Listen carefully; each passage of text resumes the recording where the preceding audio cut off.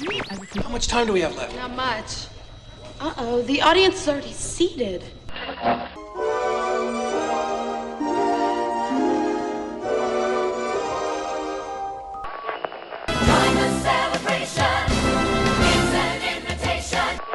Little orange bird, in the sunshine tree.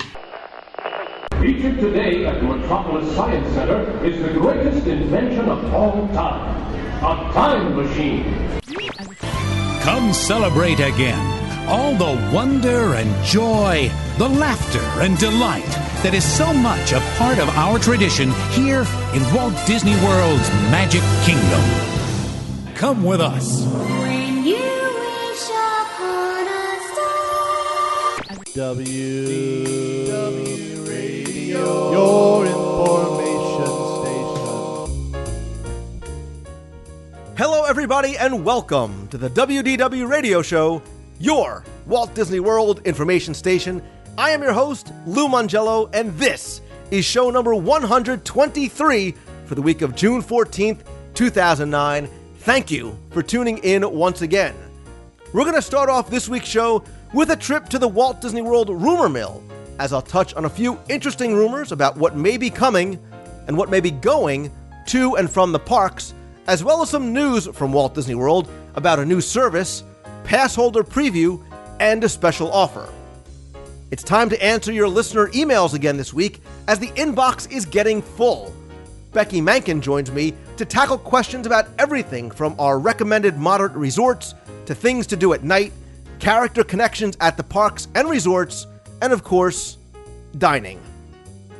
I always try and stress and show you that everything you see and experience in Walt Disney World is about story, and that holds true for one of the most unique restaurants on property. Today, she is known as Fulton's Crab House, but Jim Korkis is going to join me again this week on a DSI Disney Scene investigation as we take a very detailed look, not at her menu, but the history and the story behind what she'll always be fondly known as for many, the Empress Lily. I'll announce the winner of last week's Walt Disney World audio trivia contest before playing some of your voicemails at the end of the show, so sit back, relax, and enjoy this week's episode of the WDW Radio Show.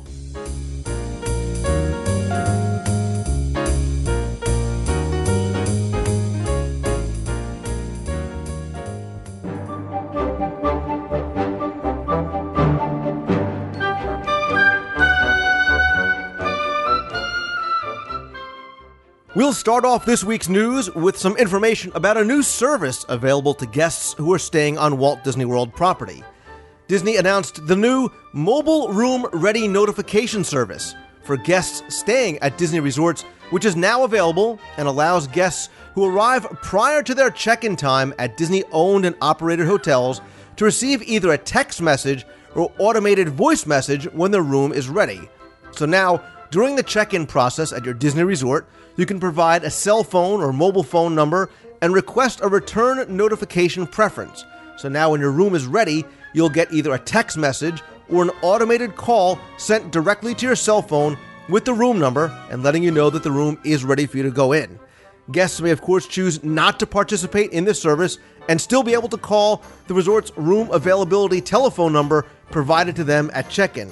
The service is available to any guest staying at a Disney-operated resort hotel at Walt Disney World, Disneyland, and of course, Disney Vacation Club properties. Now, if you choose to use this service, normal text messaging notification rates are going to apply. The Walt Disney World Pass Holder website just announced pass holder previews for the Hall of Presidents attraction before the official opening on July 4th weekend. The pass holder previews are going to be Sunday, June 28th, 2009, from 11 a.m. to 9 p.m., although it may close intermittently during that time. You don't need to sign up in order to attend the preview, but you will need to bring your valid annual pass and photo ID to the Hall of Presidents attraction entrance. The Eat to the Beat 2009 concert lineup has been announced, as Disney has released the dates and performers for this year's Epcot International Food and Wine Festival, which takes place from September 25th through November 8th. The Eat to the Beat concert series brings 17 acts, showcasing everything from rock to jazz to funk to pop to the America Gardens Theater stage during the 45-day festival. The lineup also includes 5 performers playing for the festival for the first time, including Richard Marx, Better Than Ezra, Vanessa Carlton, John Waite, and Billy Ocean. The concerts, which are included with your Epcot admission, begin at 5:15, 6:30, and 7:45 daily. The lineup, which is subject to change and one that I'll post on the site at WDWRadio.com, includes September 25th through the 27th, Big Bad Voodoo Daddy. September 28th and 29th, Richard Marx. September 30th through October 3rd is Starship, starring Mickey Thomas. October 4th through the 6th, 80s Fans and Vogue is going to be there. October 7th and 8th, Better Than Ezra. The 9th through the 11th is Sister Hazel. October 12th through the 13th, Celebrate Good Times Come On with Kool and the Gang. From the 14th through the 16th of October is Spyro Gyra. The 17th and 18th features John Cicada. The 19th and 20th follow up with Sister Sledge. From the 21st and 22nd is Vanessa Carlton. On the 23rd through the 25th is Taylor Dane. Boys to Men joins the stage October 26th through the 28th. John Waite from October 29th through the 31st. And the final 3 performers in November are Night Ranger from November 1st through the 2nd, Billy Ocean the 3rd, 4th, and the 5th, and Los Lobos closes everything out on November 6th through the 8th. There's currently a special promotion going on in downtown Disney because according to a sign outside the store, for a limited time, guests who spend $200 or more at the World of Disney store in downtown Disney Marketplace at Walt Disney World will receive a complimentary Disney gift card in the amount of $40. That's as much as 20% back. For more information, you can visit the store or follow Disney Gift Card over on Twitter. Heading over to the Walt Disney World rumor mill, it's going to be a long summer for those that enjoy and miss Space Mountain as it's closed for refurbishment into the fall, but rumors of what may be coming may make it just worth the wait. Rumors have circulated for some time, even before the attraction went down, that ranged from removing the top of the mountain to replace the entire track system, to upgrading the cars and soundtrack, to becoming more like Disneyland's Space Mountain, to changes to the load area, and basically everything in between. Well, it now seems that there's more credibility coming to one of the rumors, and that's about the queue, because it seems that construction permits filed by Disney indicate that there will be an installation of a, quote, interactive queue and audio-visual upgrades. This is fueling the rumors that the Space Mountain queue may get enhancement and games much like that of Soarin' in Epcot. Now, rumors that the attraction and load area are going to be darkened and that there may be enhancements coming to the unload area and speed ramp seem likely as well. In fact, the D23 website states that a new track, new ceiling, and audio-visual upgrades will be in store when Space Mountain reopens on November 21st after the planned refurbishment. Over at Disney's Hollywood Studios, Sounds Dangerous has been closed during Star Wars weekends, but many of us noticed during that time that the giant Drew Carey sign and Sounds Dangerous name have been removed from the marquee of the building. Is it just for Star Wars weekends to keep the theme consistent near Echo Lake? Or is this a sign of something more? We'll have to wait and see what happens after Star Wars weekends concludes.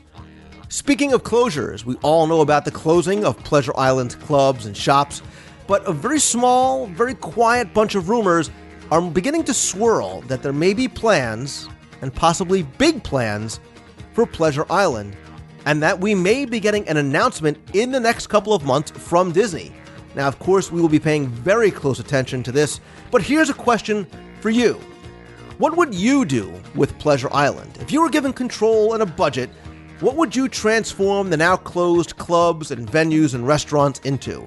I'm going to post that on Twitter and on the WDW Radio Facebook fan page as well as the forums, but I'd love to hear your ideas as to what you want or what you think may be coming to Pleasure Island.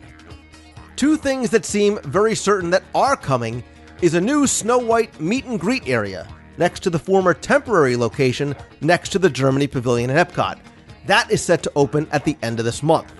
Also, it seems that the rumored tequila bar is finally under construction in the Mexico Pavilion in Epcot, as the former jewelry shop is now closed and walled off for the tequila bar construction. The jewelry shop is now in the home of the former Casa Mexicana area, and the Kid Cot Fun Stop is still there, but it's now found in the pavilion's lobby right by the Oaxacan wood carvings. Finally, what's old is new again, as the Little Mermaid attraction coming to Fantasyland rumor is back once again, as some of the buzz is that while it's being developed for Disney's California Adventure, Imagineering may be building a duplicate for use in the Magic Kingdom. Now, I'm not really sure about this one. Very, very speculative. And of course, there are some potential timeline issues as well that I'd question.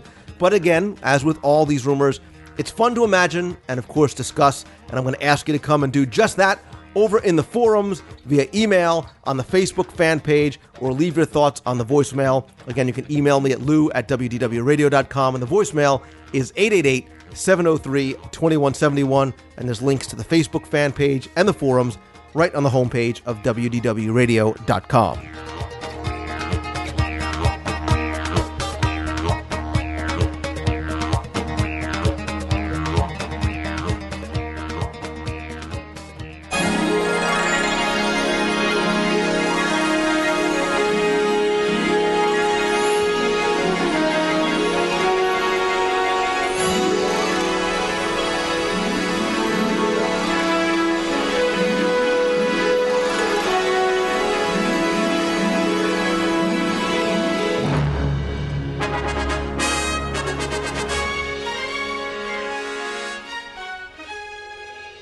So I want to thank you all for your comments and your feedback and, of course, your questions. So it's time once again to open up the inbox and then, of course, shudder in fear and guilt to see how full it is. And for that, I once again apologize. But rather than deal with my guilt on the air and bring up bad childhood memories, I'll instead invite back Miss Becky Mankin from MEI and Mouse Fan Travel, fresh off her Adventures by Disney trip. And I'm sure weeks of working on her goodbye tag, back to the show and to the inbox. So Becky, welcome. I am so in trouble, aren't I? I'll work on that part. Hi, Lou. It's great to be back. Yeah, well, you've got about 75 minutes worth of emails to think about it. So, but okay, real quick, you just came off Adventures by Disney. You went to England and Ireland. Yes, we did the Ireland Adventure, which is the Emerald Isle is what they call it. It's 7 nights and 8 days going from Dublin to Shannon, and it was incredible. So maybe for my tag, I might have to use, I don't know, some Irish phrase. How about that? I have a feeling I know what's coming. But okay, quick question. See, I'm gonna throw you a curveball right off the bat. All right, I'm going to ask you a question. Since you just came back from Ireland, I'm going to tie it into Walt Disney World, even though it was Adventures by Disney. Ireland's famous for being green and potatoes and the pubs.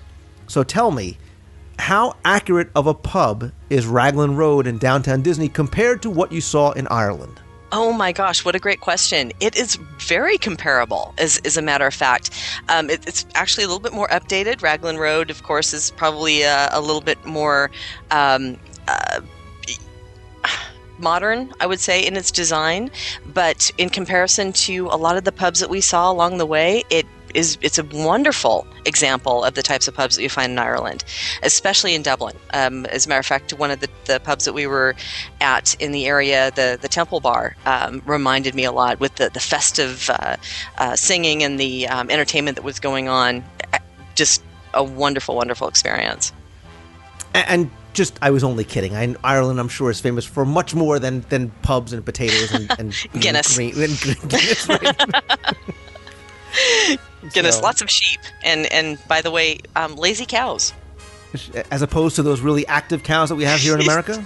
You know what? The funny thing is, and I'll just take a minute to explain it to you. I didn't really realize it until they pointed it out.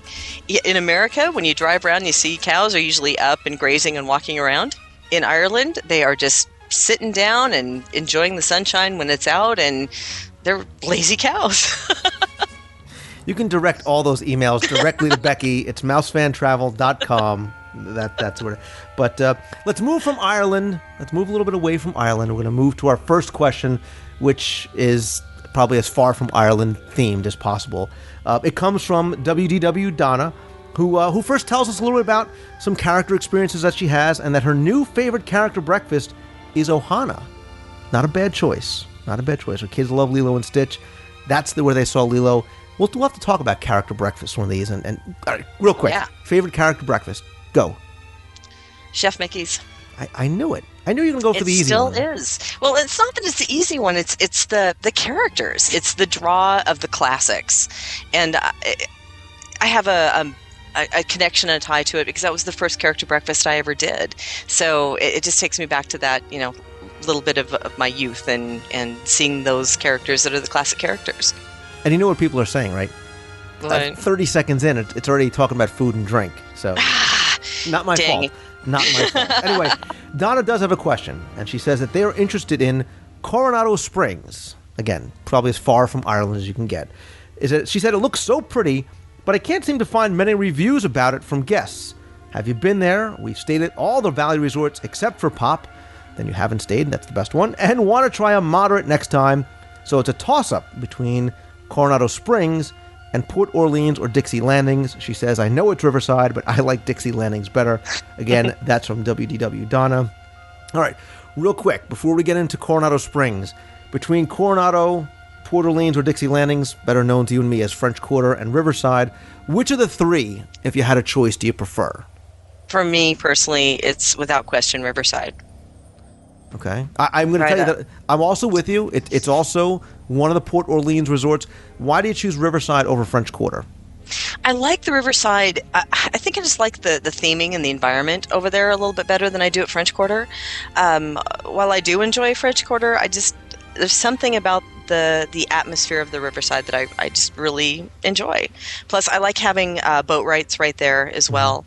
But at nighttime especially, it's just a really nice atmosphere. Right. I agree with you. I agree. And I do love French Quarter, and I've said that for a long time. I really, really like French Quarter, particularly because it's smaller and it's much more quaint, a little more of a fun theme to it, especially for kids. It's got a great pool over there.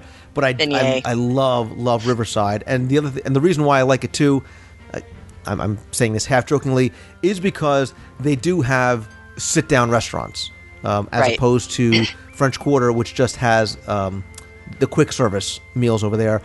Riverside at night, I just saw Yeehaw Bob there this past weekend at the River Roost Lounge. Absolutely love it. But you know what? That's not what her question's about at all. She's asking about Coronado Springs. And I will tell you, I have stayed there, and I stayed there 3 trips ago, just for you, Donna. I stayed there, just so I could answer this question. And I do like it, and I like the resort. And it sort of gets, I think, somewhat of a bad rap as being the convention resort, because it is very much a convention hotel. It's a little bit more spread out. It's very, very big. It's huge. But I like it for a lot of reasons. And go ahead, what were you going to say? Well, I was going to say with Coronado Springs, like you said, it is a convention hotel. It's a convention resort. You do have a lot of people that are running around with their little convention badges on, and it does have more of a standard convention hotel feel for me. I do like the atmosphere. I like the theming of Coronado Springs, but there's something that kind of takes you out of that vacation mode for me when I'm there and there's conventions going on and there's people in their suits running around. The food options at Coronado Springs are great. I do like them. I like the fact that over at Coronado Springs they also have refurbed, and all the rooms now have 2 queen beds, which is nice. Wasn't the case before. However, the food court's a little bit smaller over there, and because it's a convention hotel, the meal times can sometimes get quite crowded, especially during lunch. So there's more business services if that's needed for those, but again, I don't have as much of that carefree, magical vacation feeling at Coronado Springs than I do over at either of the Port Orleans resorts. Now, when I stayed there last time, I wanted to take particular attention to the regular guest experience versus how intrusive I felt the conventions might be. And it was a very kind of slow time. There wasn't a huge convention going on, or if there was, I didn't see it, which may be somewhat of a testament to it. But I didn't necessarily feel that it intruded, other than looking down past the Pepper Market at the hallway towards the convention center. I didn't really see it a lot, and I spent a lot of time there at night. I ate there. I ate at the Pepper Market. There's also the Maya Grill, which is not really a grill. It's a little bit more of an upscale restaurant. Very kind of different menu there. Big wine menu, huge wine menu too at the grill. And there's also, it's my secret new spot, Rick's. Rick's Lounge, and there's a cafe. Shh! Don't tell anybody. Is a lot of fun. They also serve snacks there. There's the bar outside. It's very well themed. I think the pool is well themed, and the farther you sort of distance yourself from that main building, I think you feel it even more so. I think that's the key, because when I stayed there, I was in that main building that was right attached to the main building. So it's the one that's right off if you're looking from the Aztec, excuse me, from the Aztec pyramids right to the right. So I was pretty much right in the middle of the convention. So maybe if you do want to go there, ask to be a little bit further away from the main building. That might actually make a difference. Right. I actually stayed in the casitas, which were the buildings that are connected to the main building, El Centro, and right by the convention center, because I needed the convenience. I needed to be near the business center. But if you do go to the ranchos, which are directly across Lago Dorado, or the cabanas, you do kind of feel somewhat distant. You're also closer to the pool. But again, it could be, especially if you're far away in the ranchos, it's kind of a hike for a walk, at least to get back to El Centro and the restaurants. But they have don't they have full sort of in-room dining as well? They have a pretty big in-room dining menu as well, I think, too. Yeah, in comparison to Riverside, I think you're right. Right, and it's not just like pizza that you get in some of the hotels. I mean, there's actually a lot that you can order there. So, Donna, we just gave you a really long answer to probably a very simple question as to whether or not we like it or not. I would definitely, I would not be disappointed staying there. Again, as far as the moderates go, it's not my first choice, but I did really enjoy it. And again, I did not feel as though I was in like a non-themed, a Marriott or insert convention hotel name here. So I think you'll still enjoy it if you stay there. And I have to say that one word for French Quarter, beignet. Sing it, sister. If I could have those delivered over to the Riverside, I think I'd probably live there. We could make that happen. We could probably make that happen. So, all right, let's move on. Becca, we got a lot to get to. We just spent like 17 minutes on the first question. All right. Next one says, "Hey Lou, absolutely love the show. Look forward to it every week. I remember a few times you mentioning replicas of buildings around Disney World that people can purchase and collect. Can you tell me who makes these and if there is somewhere on the web where I can see them and learn more about them? Thanks so much." And that comes from Erica. Erica, I think what you're referring to was when I was discussing the Robert Olszewski miniatures, and they are available in all of the Art of Disney stores on property. They're also available from his website. I'll put that link in the show notes. I actually had a chance to interview Robert when he was down in Walt Disney World a few weeks ago. I'm going to air that interview as soon as possible on the show. I also have a video that I took with him as we sort of talked a little bit and toured around the Art of Disney store as he pointed out some of his favorite pieces and some of the pieces that he just released, some of his favorite pieces from his collection. And he makes these incredible little miniatures. I don't know if you ever saw them, Becky, of Main Street. He's done them for Disneyland. He's doing it now for Disney World. They are incredibly accurate. The Cinderella Castle alone is beautiful. They light up. Some of them you can actually take the roofs off and look inside some of the different buildings, so you can look like inside the cinema. He also does the little shadow boxes with different scenes from attractions and films, whatnot. I mean, the guy is a truly master of his craft. Trying to just describe it in audio does not do it justice. So I will link over to his website. And again, if you head on over to Art of Disney, you can see a lot of pieces that he has out there. And I have 5 or 6 or however many words for you. Main Street Electrical Parade Miniature. Wow. Lights up, Great. Elliot the Dry. Yeah, so now I'm going to have to figure out a new place for a new collection in my house, right? There's one problem. There's one small problem with the Olszewski miniatures, and here it is. Chances are, none of us have that extra room in our house that we'll need to collect all of Main Street, because individually, they're not that big, but once you get one, you're going to want them all, and you got to find a place to put them. And I've seen pictures of people who have collected the entire Disneyland collection, and it's spectacular. Incredible. To see. I mean, it's kind of like on a big table, like a train set layout, and it's beautiful when it's lit up. But a nice little collectible to start for yourself or for somebody. So definitely go check them out over at the Art of Disney. Wow. All right, next question says, "Hey Lou, just had a few questions I wanted to ask and hopefully get answered before my wife and I take our next trip to the world for our anniversary." Congratulations. Make sure you get your buttons. All right, first question. "We are taking the Keys to the Kingdom tour at the Magic Kingdom." Awesome. "They told me on the phone that we could not take a camera. We've been to the kingdom at 8:15 in the morning before the parks open. Will they let me take some pictures down Main Street and towards the castle? Because it would be really great to have some shots without thousands of people in the picture, and then rent a locker for our cameras and bags. Second question. I have ADRs for California Grill during Wishes. You are the lucky wife. What do you recommend on the menu other than sushi? We figured you'd know the most about what is good. I don't know why I get that reputation. Thanks for all you do. See ya. Corey Tucker from Dothan, Alabama. All right. First questions first. Keys to the Kingdom tour. Awesome tour. Highly recommend it in the Magic Kingdom. You cannot take your camera on the tour, or you probably can. They probably don't want you taken out, so if it's in a backpack, that's fine. But you should be able to take pictures down Main Street first thing in the morning. Yes. As a matter of fact, you can take your camera with you. You just have to have it put away, and same with cell phones, as a matter of fact. But that rule is for any time you go backstage or off stage or back in the cast areas. When you are actually on stage and in public areas, you can use your camera there. So what they were telling me when I'd asked this question before is that when you first arrive, the streets are going to be that wonderful clear of any humanity. Feel free to snap away, but then as the tour starts, they're going to ask you to put your cameras and your cell phones away. If you don't have a bag, you might want to put it in the locker before you go to meet the tour, so you can take your pictures and go put them in the locker. But other than that, you're just not going to be able to have it out and hanging around your neck or in your hand when you go into the backstage areas. Right. And another good suggestion, and this is something that I've told people in the past, is I love those shots as well. And I have a picture of my family walking down towards the castle with literally not another soul in sight.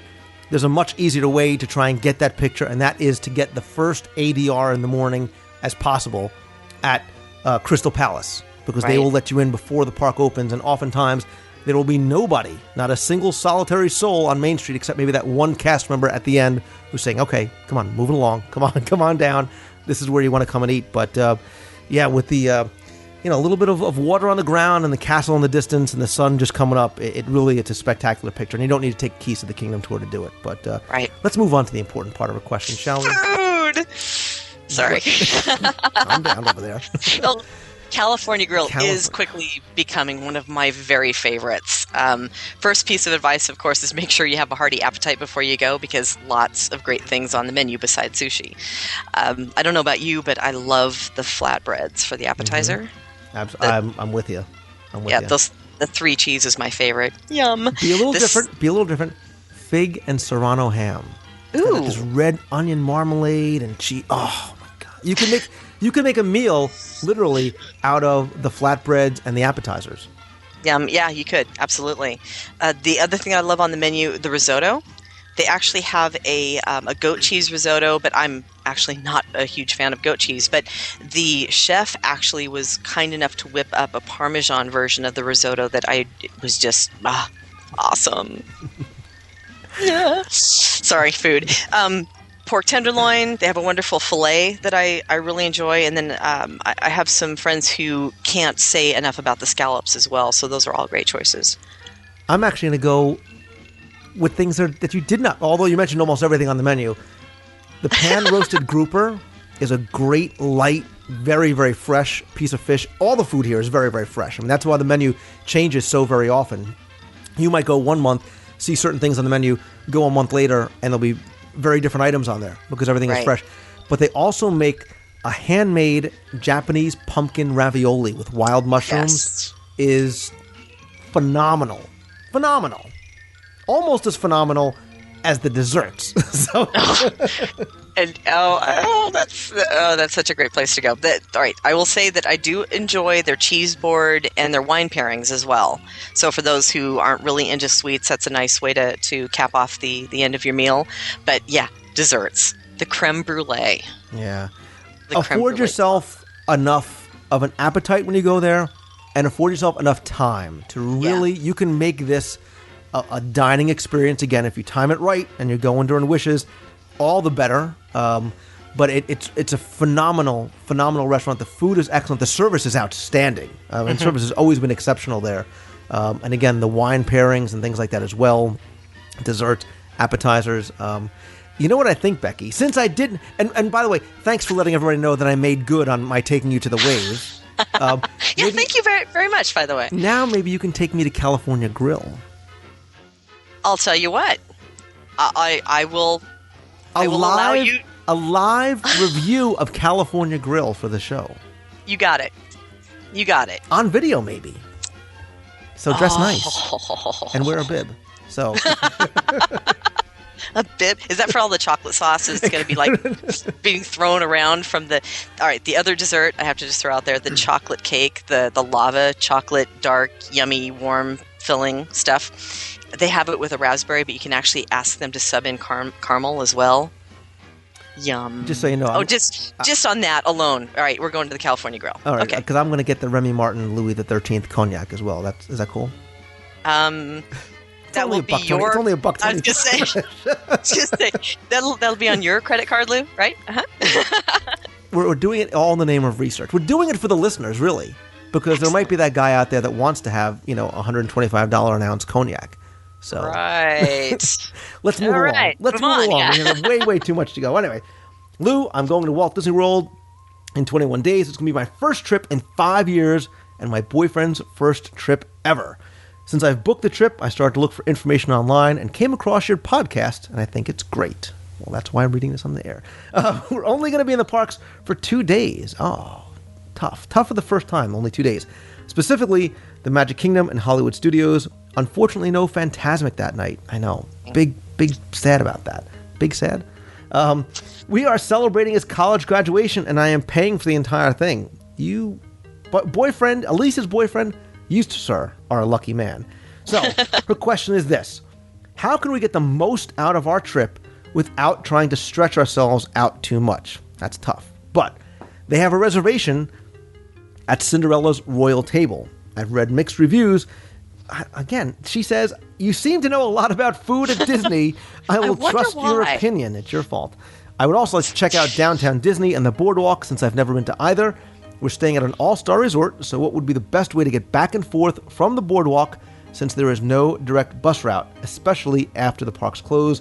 Thanks for your help, Elise. All right, Elise, let's, I guess we'll have to start off with Cinderella's Royal Table. Now, you didn't say if you're going for breakfast, lunch, or dinner, and that might actually change my opinion a little bit, but what I will say is, I think for the most part, I really like Cinderella's Royal Table. But remember, you're really going for the atmosphere and the experience probably more so than you're going for the food, especially for something like breakfast, which is traditional breakfast of, eggs, bacon, sausage, etc. Even more so for lunch, too. Dinner, there are some things on the menu that I do like. The prime rib was surprisingly very, very good. I really enjoyed it. But they also have things like pork and lamb and salmon, and they also have usually a pasta dish, I think, as well. It's about, I think it's, correct me if I'm wrong, around $40, $42 per person for adults for dinner, and I think you're down to about $30 or $32 for adults for breakfast. Yeah, and that includes, for the dinner, it includes that photo package as well. Now, have you ever eaten there, or are you taking me there as well? I have to say, it's been a while. It's probably been about 3 years since I've actually had a meal up at Cinderella's Royal Table. But I have to agree with you. It's not so much about the food. It's about the location and the characters and the atmosphere that you're in there. So yeah, it's been a while. So I guess you're taking me to the castle, right? I'm taking you to California Grill, and you're taking me. Okay. You get us a first thing in the morning ADR for Cinderella's Royal Table. I will take you there for breakfast. It's a challenge. All right. All right. We will get the picture of us walking down an empty Main Street for the previous emailer, and then we'll take care of dinner that night. And we'll be right at the Magic Kingdom Loop, so we'll have dinner right at California Grill. There we go. And lunch at Pecos Bills. Anyway, she also asks, you got to plan the whole day around food. Yeah. She asks about going to Downtown Disney and the Boardwalk. Mm-hmm. Highly recommend it. I mean, especially, you guys, let's see, I think he said it was a graduation. Yes, college graduation. You guys have a lot of fun in both locations. What, Becky, is the best way to get back and forth from the All-Stars, say, for example, to the Boardwalk? Well, if you want to use Disney transportation, you can also take a bus to downtown Disney and spend a little time there soaking up the atmosphere, shop a bit, then take a bus from downtown Disney to your resort. That works as well. If you don't have that much time, or if it's running late at night and, of course, the buses are going to stop running, or you just don't want to spend any more time out there and you want to get some rest for the next day, taxis are readily available to get you back and forth. So those are probably the two best options of getting you back and forth between those two locations. Yeah, I was going to say, Disney transportation is great, but you need to sort of allot a good deal of time depending on where you're coming from and going to. And taxi cabs are very, very readily available at all the locations, even at your resort. So if time is somewhat an issue, and it sounds like it might be, you might want to spend that, and it's not that expensive. I mean, you talk maybe $10, $15, if that, right, to get around inside property. So, all right, moving on. Next question says, Lou, I'm a faithful listener of your podcast for over a year now. I enjoy them, and she says, immensely. Immensely, like that. Anyway, makes my Monday ride to work almost bearable. We are booked for school vacation next week at the Beach Club, my favorite of the resorts. And like a top 10, I'll also throw in Wilderness Lodge and Polynesian. But anyway, we've never stayed there before. Actually, we usually stay at a moderate, but with the discount, it's a great excuse to try a deluxe resort. I definitely agree. I know you mentioned that you stayed at the Beach Club and you really like it. Do you remember what room you were in and if you thought it was a good location? Any suggestions for rooms I should request would be very much appreciated. I'm going with my two daughters, 16 and 11, and we are not concerned with noise. We want to be in the center of it all, especially since we live in a small Massachusetts town where it takes 40 minutes to get to the nearest store. Yikes! At this point, I have reserved a standard room, but can upgrade to Waterview if you think it's worth it. If you have a chance for a quick reply, I'd really appreciate it. Good luck with all your work. Don't know how you do it, but at least the Disney part must be so much fun. I'd love to take a research trip myself. Anyway, thanks for everything, Karen Rice. Karen, I've stayed there a number of times, and I have to say I actually don't remember specifically what room I've stayed in. I've never had a bad room. I mean, all the rooms inside are wonderful at the Beach Club. And I think and Becky, you tell me if you think differently. I think it depends on how much time are you planning on spending in the room. Is that water view going to be important to you? Or is, hey, I want to be close to the elevator. I want to be close to Stormalong Bay. I want to be close to Epcot. I think room 1510 is here's your bit of trivia. I think it's 1510. It's the room all the way on the corner closest to the walkway to the Epcot, which is the closest room on property to a Disney theme park. I think it's 1510. Anyway, but if you want to walk out of your little lanai thing there and shoot right over to Epcot, that's the place to be. I like you. I like kind of being close to the center of it all. I'd rather be close to either the store and the elevators and Stormalong Bay, Beaches and Cream, whatever it might be, in case I have to have a meeting. Becky, I'm sure you can appreciate that. But as far as specific numbers, again, the choice for water view rooms is really, financially, does it make sense? Is it really worth it for you? Yeah, I completely agree. There's a couple things I do want to point out about the Beach Club is that they do have very, very, very long hallways from the elevator to what could be the outmost reach of the resort property. So if you want to be close to the elevator so you can get down into the central parts and you're not in 15, what was it, 1515? I think it's whatever 1510, you said. Something like 1510. If you're not in that location, I would definitely put in a request to be somewhere near the elevator to avoid that walk all the way to what seemingly is walking to the yacht club. I was just, as a quick aside, I'm laughing because I just stayed at the yacht club on my last trip, because for research, of course. And Becky, I literally had that room. I had that room that was at the farthest room. It took me like 50 minutes to get from the elevator. Of course, I got lost in the hallways, but to get to my finally room, which actually had a view of the quiet pool. That's where I broadcasted from when I was there. But it was at the end of the hallway. It was my room and the fire stairs. Yeah, so, you were in that room. So if you want to avoid being in that room, put the request in to be near the elevator. And I completely echo your advice to look at how much time you're going to be in the room if you're going to be able to enjoy it. Otherwise, if you're going to get up early and go to the parks and stay out late, it might not even be worth spending the extra money. Take that extra money and go take a friend out to California Grill for Wishes. Hey now you're talking. There you go. All right. Next question. Hey, Lou, I'm wondering if you could help me with some tips on what to do in Orlando. I'm going to pretend you said Disney World in the evenings when the park time might not be a possibility. We're going to Orlando, and my husband is going to a conference, so his days are booked, and I don't think I want to do the parks alone, although I think you should. That's a separate question for a separate podcast. Can you help me with some suggestions on what to do that will give me a little Disney fix when we only have evenings together? I'd appreciate any help. Thanks. And that's from Sarah Hirschberger. I'm going to let you say what we all know is going to be the first thing on the list, which is to find a good place to eat. Exactly. Oh my gosh. I mean, I would also say, of course, there's a lot to do. And again, this is, maybe I did do this as a top 10 once before, the top 10 things to do in Walt Disney World at night or after the parks close, because we've mentioned earlier the boardwalk, just wandering the boardwalk, going through the shops, having some dessert, maybe at Beaches and Cream or whatever it might be, downtown Disney, wandering the resorts, Yeehaw Bob, Jelly Rolls, Beaches and Cream, go to your pool, go to Stormalong Bay. It's a top 10 already. I've already rolled off 10. Absolutely, everything that you just mentioned. I mean, there's other things to do, of course, at night as well. Go to Downtown Disney. Go to take in Lanuba down for a show if you want to do something a little different. Tour the resorts. If you want to get a little bit of a Disney fix, you can have a drink here and go over to have dinner at another location and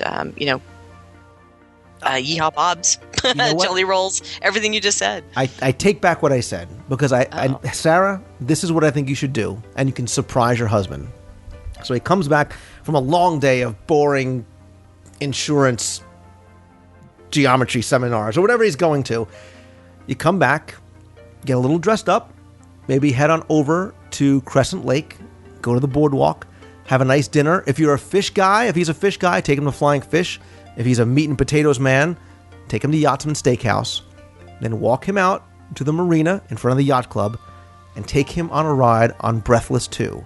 Or take him on an Illuminations cruise, and just when he thinks it's over, go to Jelly Rolls, have a little sing-along, an adult beverage, or if you're not an adult beverage person, have a nice romantic evening sitting at the counter at Beaches and Cream, sharing a root beer float. There you go. A kitchen sink. Or a kitchen sink if you don't want it to be all that romantic. Your husband will love you, or I would love you if you did that for me. So. Absolutely. And then, of course, in the daytime when she's at the conference, you know what you really need to do, girl? Go and get yourself a spa treatment. Right. So this is really you apologizing for racking up your husband's credit card bill during the day while he's suffering at one of these boring insurance trigonometry seminars. But yeah, I think that's that's just one of many, many options. I mean, if you're at Port Orleans, you can take a carriage ride, you can take a boat ride down to Sassagoula, you could wander down Disney. Paradiso 37 just opened. So much to do. So I think we might have covered almost everything possible to do. So, all right, moving on. Lou, we had planned to go to Walt Disney World again for the millionth time in October. We make it there yearly. Unfortunately, we're going to have to push our trip back to 2010 and skip 2009. Insert sad smiley face there. Seeing as I would like to go as soon as possible in 2010, what are your thoughts on going in either January, February, March, or April? Yes, and yes. We've gone in late April before and enjoyed the weather and lower crowd levels very, very much. The last time I went was in late winter, February to be exact. I was 10 years old, and I don't remember the weather very well. I guess I was just excited to be there and didn't care about the weather, much as how we all feel as adults. Let's see. What are the high-low temps in those earlier months? Should we try and go January, February, or wait until April? I'm thinking we should avoid March with the busy spring break crowds. I can hear and see Becky shaking her head yes. I love Walt Disney World much more when it's less crowded and not too cold. I'm from Minnesota, so what are you worried about the cold for? You're from Minnesota. It goes down to like minus 80 Celsius up there, and we get enough cold weather, but I also consider 60 to 70 degrees nice and fairly warm because Perfect. I am from Minnesota. We value your opinion greatly and would like your input on this decision. No pressure there. Thanks, Christy and Joe Todd from Rochester, Minnesota. Yeah, if they're trying to avoid the crowds, mid-January to early February will offer the lowest typically, and the weather is quite pleasant with averages, I don't know, correct me if I'm wrong, probably in that 72 to 74 at most. Right. So for anybody from Minnesota, that's going to be nice and comfortable. Right. Nighttime, of course, is cooler, probably mid-50s maybe on average, but that seems to fit right in his scale. Being from Seattle, I kind of agree with that whole being the, warm for me.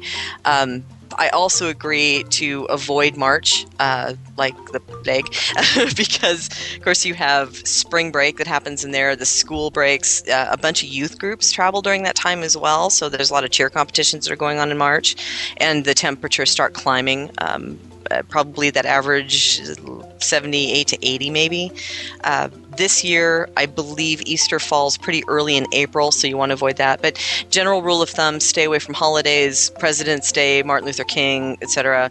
That can really be a hamper on the crowds, obviously, and also tends to get a little busy during marathon weeks. And now in that Q1 period, there's a marathon at the beginning of January, and there's also one in March. So those are things that you want to try to plan around. Yeah, I love going in January and February because while I do like going at the beginning of December when the crowds are very light, you are going during holiday season, and maybe some people don't want the holiday decorations. They just want the sort of normal Walt Disney World experience, and that's why I kind of like, when possible, going back. I love January. I love February. Remember, it does get cool at night, and when I say cool, it's odd to see them selling, wool mittens and hats on Main Street. But it does get cold, and that's the sort of thing. You'll be warm wearing shorts during the day, and it can get chilly out on Crescent Lake at night. So you need to just sort of pack accordingly. But again, you're from Minnesota, so 50 degrees should be nothing for you. It should be a walk in the park. But yeah, I agree about March and the plague. Yeah, that one area between mid-January to early February, right before you started getting into those the President's Day holiday, that's always been a really good sweet spot for crowds and weather. And what about room rates as well, too? Room rates are pretty low during that time because it's not as busy because you've just gotten off of the holiday season right after Marathon. So the rooms aren't as in demand, so they're pretty good room rates during that period. It's a win-win, Christy. Yep. January, February, that's what I'm talking about. All right, anyway, next question. I'm trying to get through as many as possible. It's not working out very well. Anyway, hey Lou, been a fan since the old show and love the show still. I was wondering if you can tell me where some Disney movie characters can be found in any of the parks. I mean, wow. Anything from windows, boxes, or any reference. I'm not going to overload you with all the ones I have in mind, but here are 5. Anything, 101 Dalmatians, Mulan, Mary Poppins, Oliver and Company, and last in this email, The Jungle Book. Thanks Lou for your time. Love the show and guests. Oh, and Lou, bonus question. Uh-oh. He always worries about these. I'm Greek, and I was wondering if there were any plans for Greece at Epcot. That's from AJ. AJ, no, but the general consensus is we would all love to see a Greece pavilion on World Showcase. Okay. Becky, this is dangerous for me because I'm going to go no research, off the cuff, one by one. 101 Dalmatians, 2 things came right to mind. The big Dalmatians at All-Star Movies, the icons there. Cruella de Vil, you can see her in the parks, you can see her in parades, things like that. I can't think of anything else, like right off the bat. No. I'm sure, and this is danger because there's the guy in his car banging on the wheels, screaming at his iPod, going, Lou, you're an idiot. How did you completely forget about Pongo over... So I apologize for that. Mulan, you can do meet and greets with Mulan over in China, obviously. Mushu's also in the Magic of Disney animation film at the beginning. I'm sure there's some sort of other Mulan reference in there somewhere. And again, screaming at the iPod that I'm missing something blatant. This is what Becky goes, how could you forget about, the Mulan? I'm like racking my brain here because obviously nothing is coming to the immediate mind. Mary Poppins came into my mind right away from, of course, the meet and greets that happen in England. But some of these are kind of obscure.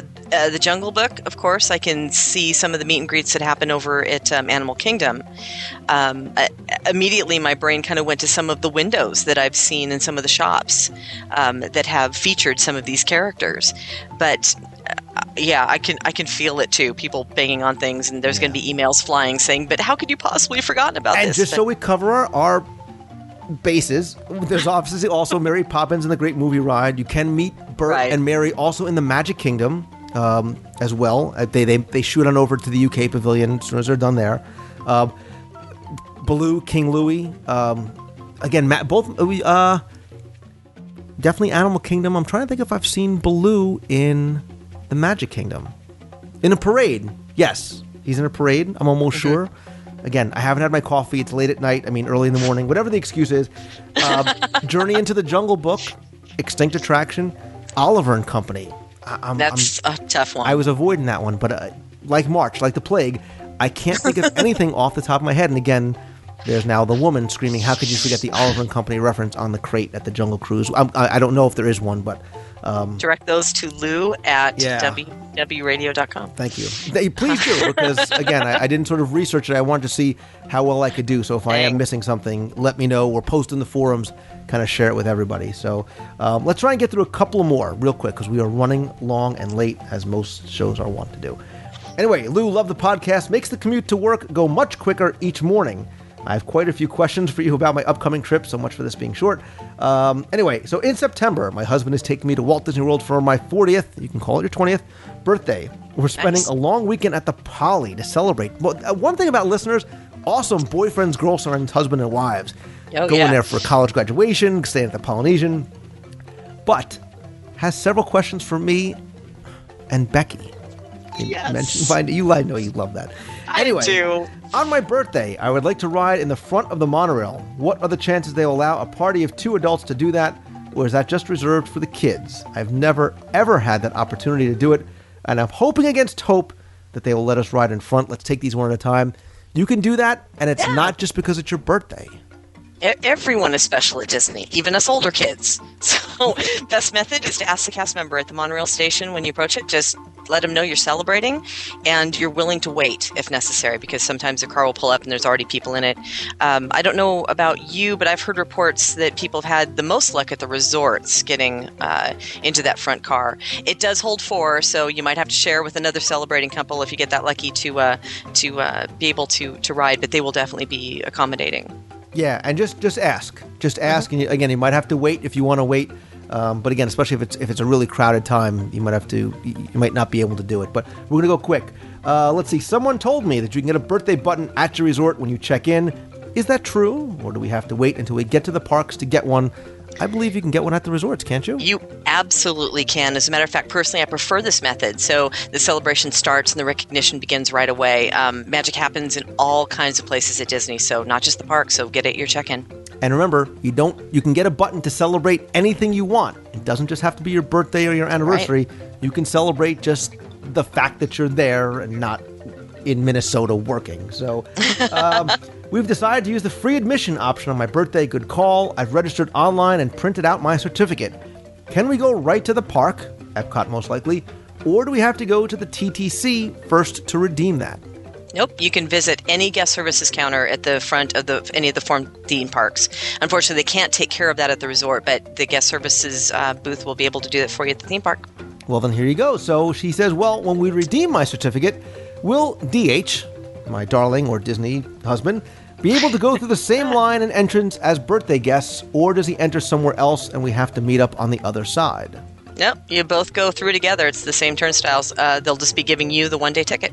Cheryl's getting her bang for the buck because she goes on to ask, on my birthday, we want to do the Segway tour at World Showcase, and I was hoping for an early tour before official park open.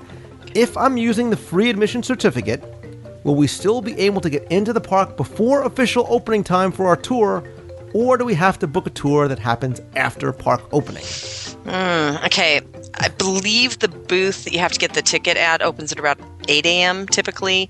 So if you have that 8:30 a.m. tour, you can still do it to get your ticket, but you have a very narrow window of opportunity to get you, to make it from the gate to your meeting spot that they designate for the tour. So in other words, run.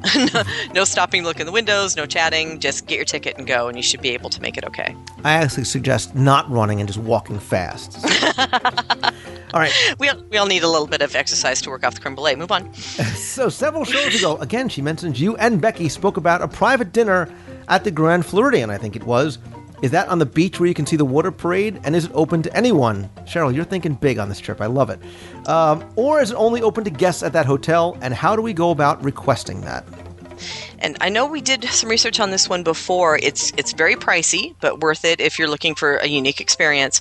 Although I have not been able to confirm if it's reserved only for Grand Floridian guests or not.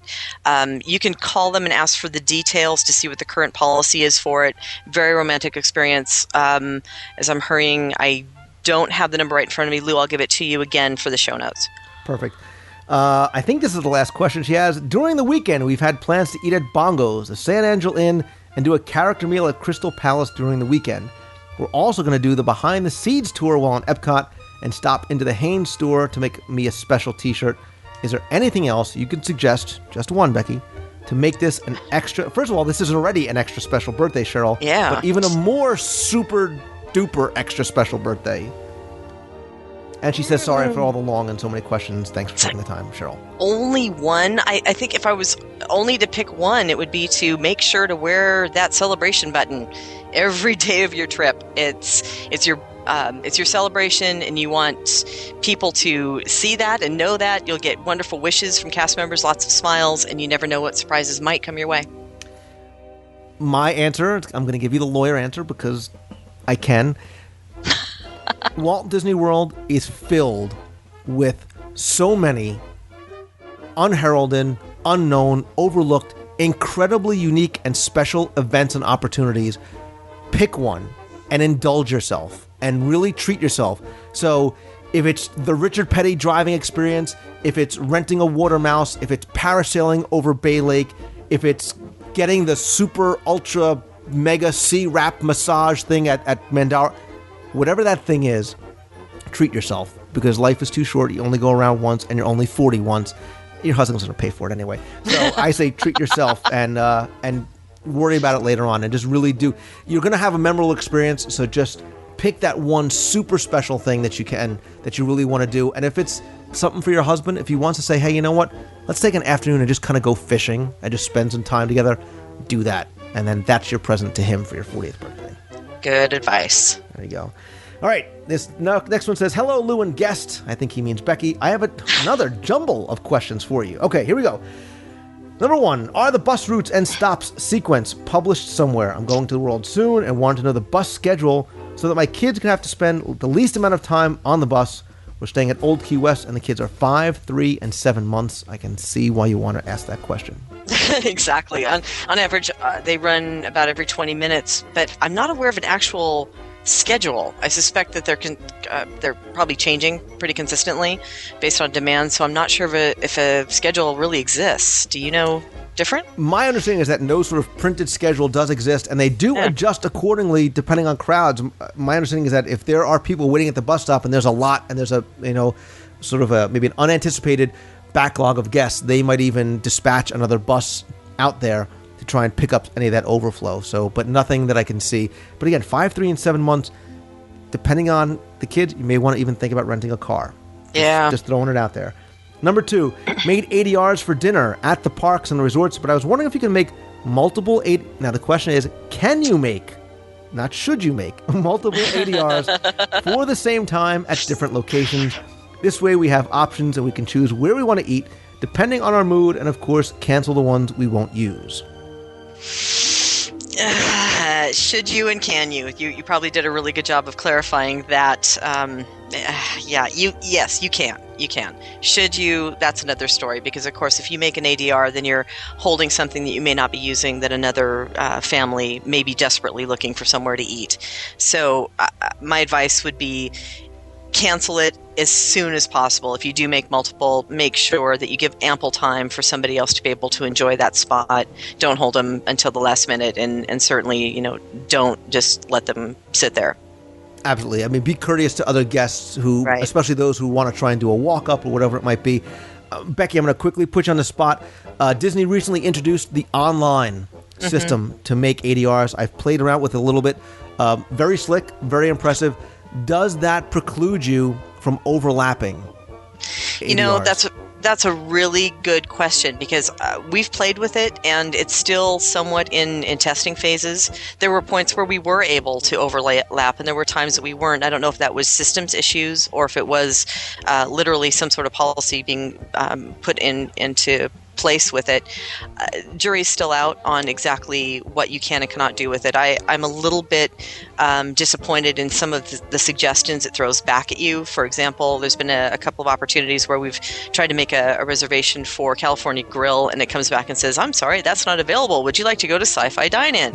So, which is right below California Grill on the list. Exactly. So, I mean, it's definitely not 100% something that I would lean on to do all of my dining reservations, but it is there as a tool.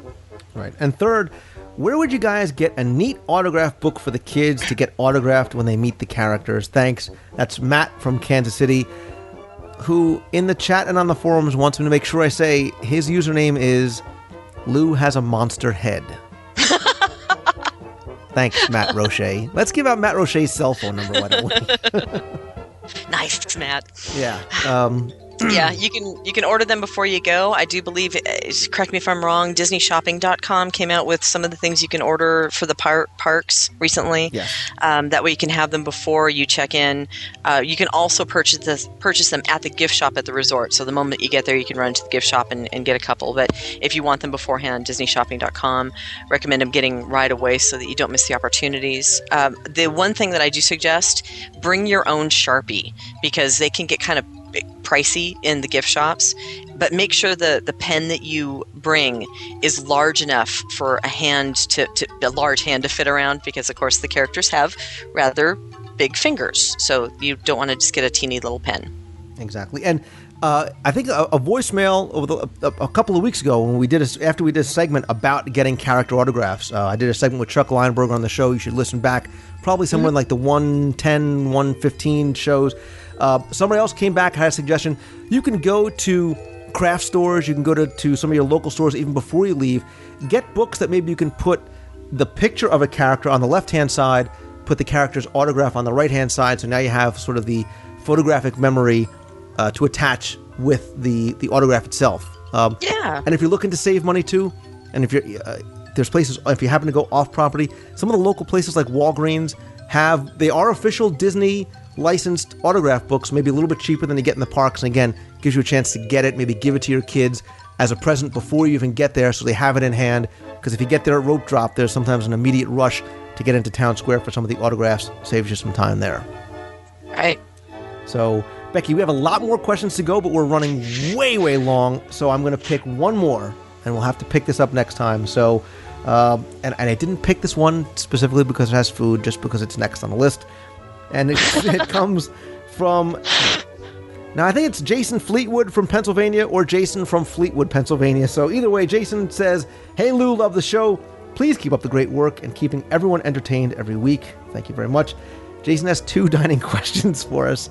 He says, my girlfriend and I are going down to Walt Disney World and need some help with one of our dinner reservations.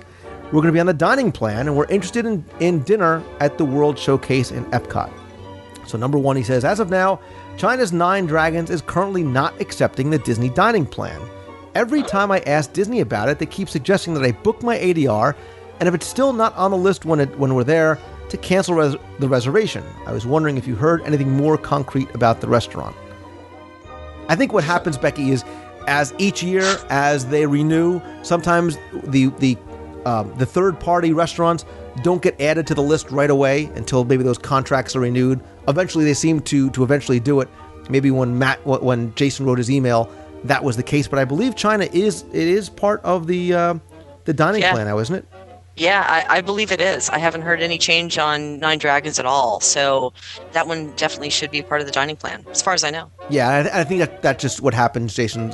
Again, whenever those things expire, or maybe at the end of the year, beginning of the year. But more importantly, his second question is, what restaurant besides the San Angel Inn in the World Showcase would you recommend? Jason, that's so open-ended. You're going to get like 17 answers here. But I will, Easy. Ladies first. Ladies first. I'm going to, all right, top of my, you're going to say Restaurant Marrakesh, aren't you? No. Jason, belly dancers, come on. That's the one I probably You ain't getting that at Le Cellier, I'll tell you that much. You might get breadsticks, but you're not getting a belly dancer. Pretzel bread, Anyway, Le Cellier, Tepanito, Tokyo Dining. I love both of those in Japan. Tutto Italia is now obviously one of the ones that's on my list. And you know what? The one that I don't think about a lot because I'm always thinking about World Showcase, Coral Reef. That's because it's not in World Showcase. That's why you're not thinking about it. I know. That's part of the problem. That's one of the ones that I was just looking at not too long ago for a client. And I was looking at the menus over there, and I think I might have to go do a research trip over there again. So if you need any help there, I'm your guy. I know. We just might need to do a trip that does nothing but go from restaurant to restaurant to restaurant, and then, of course, to the health club. That's called Food and Wine Festival, and I have no interest in visiting the health club.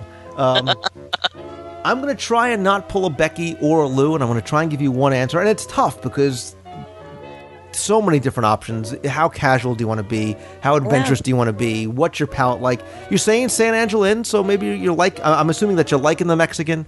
Already have that booked. I'm going to not say Nine Dragons. Going around the world. Tutto Italia's up there. Although monstrous fan of Tokyo Dining and Tepanetto. Is it Edo or Edo? It's Tepanetto. It is Edo. Okay, I keep saying Edo, so my apologies. You can't go wrong. I mean, you really can't go wrong at most of the restaurants. Even some of the Yakitori House, Tangerine Cafe. I mean, the walk-up counter service things are awesome. I was very impressed with Tutto Italia last time I went. Always impressed with Japan. Le Cellier is Le Cellier, if you can get in, although I like Yachtsman better. Jason, I'm going to give you this. The only place that I do not recommend in World Showcase, and it pains me as an American to say this, but if I see you walk into the Liberty Inn at the American Adventure, there's going to be a whooping, because you should not be in World Showcase eating burgers and fries, although, God bless America, I'm down with the July 4th barbecues, but that's not what should be in America, and that's not what should be at that pavilion. But I digress. So, I mean, you can't go wrong. I mean, there's really not a restaurant there that I think, wow, really needs to be, replaced. Norway, you want to really try something a little bit different, go to Norway. The cold fish bar. The cold bar thing. Wow. You're not digging Norway. Not a fan. Not a fan. Are you not a fan because you're just not digging the concept of... You're from Seattle. That's all you people do is eat fish. Don't you? My that's such an grandmother... overgeneralization. God, I'm sorry. Between the Ireland comment and the Seattle comment, I'm alienating listeners left and right. Yeah, exactly. My grandmother was born in Norway and came over and fed us lutefisk, and from then on, it just kind of went, no. Lefse. Have a lefse in Norway in the Kringle Bay. Oh, there you go. I could do that. Potato and butter and sugar and phenomenal. Anyway, I've gotten way off on a tangent, and now I'm starving and out of time. Becky, we've gone way, way, way too long, and for that I apologize. And for everybody whose email I did not get to, I promise we're going to do this much more often. Becky is back from her world travels. We will be hopping into the inbox much more often. And as always, Becky Mankin from MEI and Mousefan Travel, my friend, my recommended travel provider, and the woman who I know is going to wow me. Finally, wow us all with her soon-to-be new signature goodbye. I want to say thank you again for joining me. Wow, you just really know how to do a setup, don't you? That whole expectations game. This time, I haven't seen all the emails from you that you're supposed to send to me to give me all these great suggestions that I could pick Not one. So Not today, one. We haven't gotten one. So today, thank you very much. Yeah, thanks to all of you who've really helped me out here. I am going to just go ahead and say Slán. Slán is Irish for goodbye and farewell. So Slán to you, Lou, and to the listeners, and have a magical day. And I won't be traveling for at least, a few days. So hopefully I'll be back with more emails really soon. And I'm going to see you up in Seattle soon at the Northwest Mouse Meet.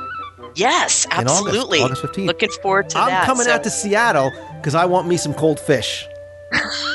I'm sure we can accommodate that, Lou. It shouldn't be a problem. I want cold fish and lefse when I come out to the Mouse Meet. So. Oh boy. All right, we'll see what we can do for you there, buddy, and we'll be seeing you at whatever restaurant you're going to be taking me to next. See you. Oh God. California Grill. I can't wait. Yeah. I'm so excited.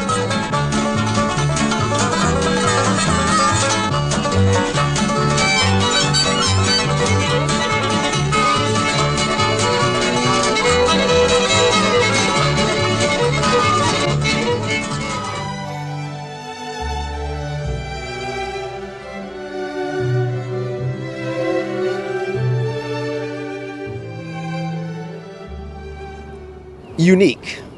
Unique is a word that's used to describe Walt Disney World for so many reasons and in many, many different ways. And the concept itself of Walt Disney World was unique, as are its attractions, entertainment, and certainly its cast members. But on a much simpler level, many of its offerings are unique as well and have been since the park opened in 1971. And as the conversation is one that often turns to food, some of Walt Disney World's dining locations are unique in their own right. And one of my favorites and most unique is in downtown Disney on the shores of the Village Lake. For here sits Fulton's Crab House, but for will ever be known to many of us as the Empress Lily. And while you might not think a restaurant has a long and storied history, think again. Because remember, this is Walt Disney World and everything is about story. And joining me today in front of the Empress Lily herself is one of the greatest storytellers I know and a man who knows and loves his Disney history, Jim Korkis. Jim, welcome back. Well, thank you very much, Lou. And I would be remiss if I didn't point out, being a former English teacher, something can't be more unique, or something is either unique or it's not unique. Something that's definitely unique at Disney, or was very unique at Disney, was storytelling and combining storytelling and commerce together. And of course, you say we're out in front of the Empress Lily. Everybody listening knows that Empress Lily doesn't exist anymore. It's Fulton's Crab House. And I'd like to reassure those listeners, because I got asked this question last time I was with you. Yes, we are actually at the physical location, because that's what Lou wants.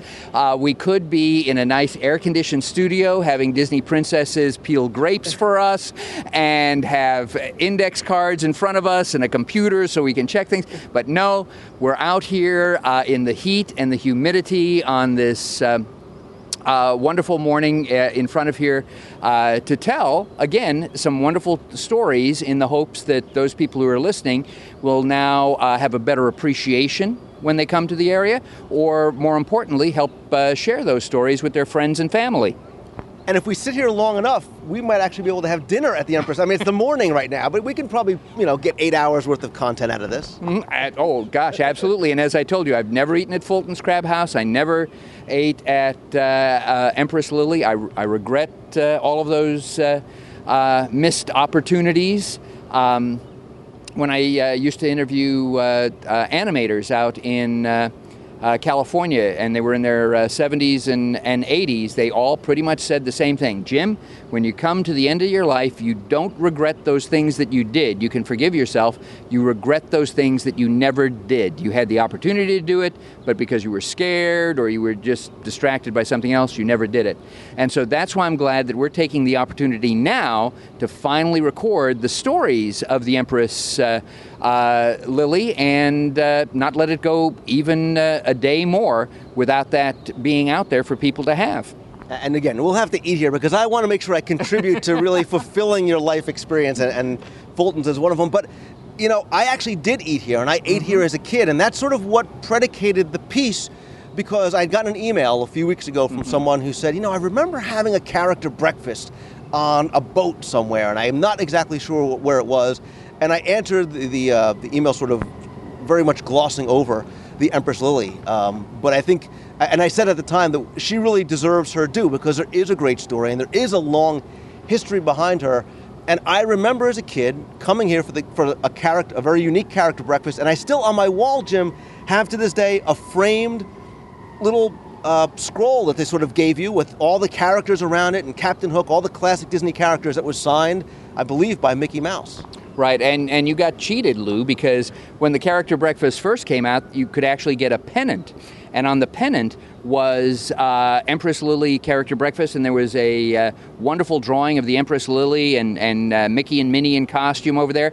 And they also had cups and glasses that were themed to the character breakfast. I've seen several different variations. There's one that was a white cup that had just Mickey's head, but an Empress Lily skipper's cap on it. And then there was a glass cup where Mickey was actually etched into the glass, and the etching actually said, Character Breakfast, Empress Lily.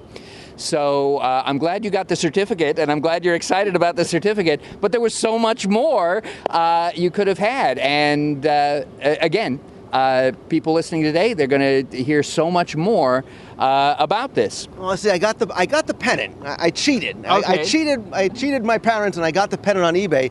But now, as a completist, I have to go out and seek out the cup and the glasses just to make sure that I have it all for my collection. Where I'll put it, I have no idea. But well, at least you have some self-control, Lou, because you're not seeking out the characters themselves and have them run around the house to interact with your family there. But people tuned in because they want to hear the story. So let's talk a little bit about the story. But as with every story, you want to have a little bit of a backstory. And of course, most of the listeners know that Magic Kingdom here at Walt Disney World opened in 1971.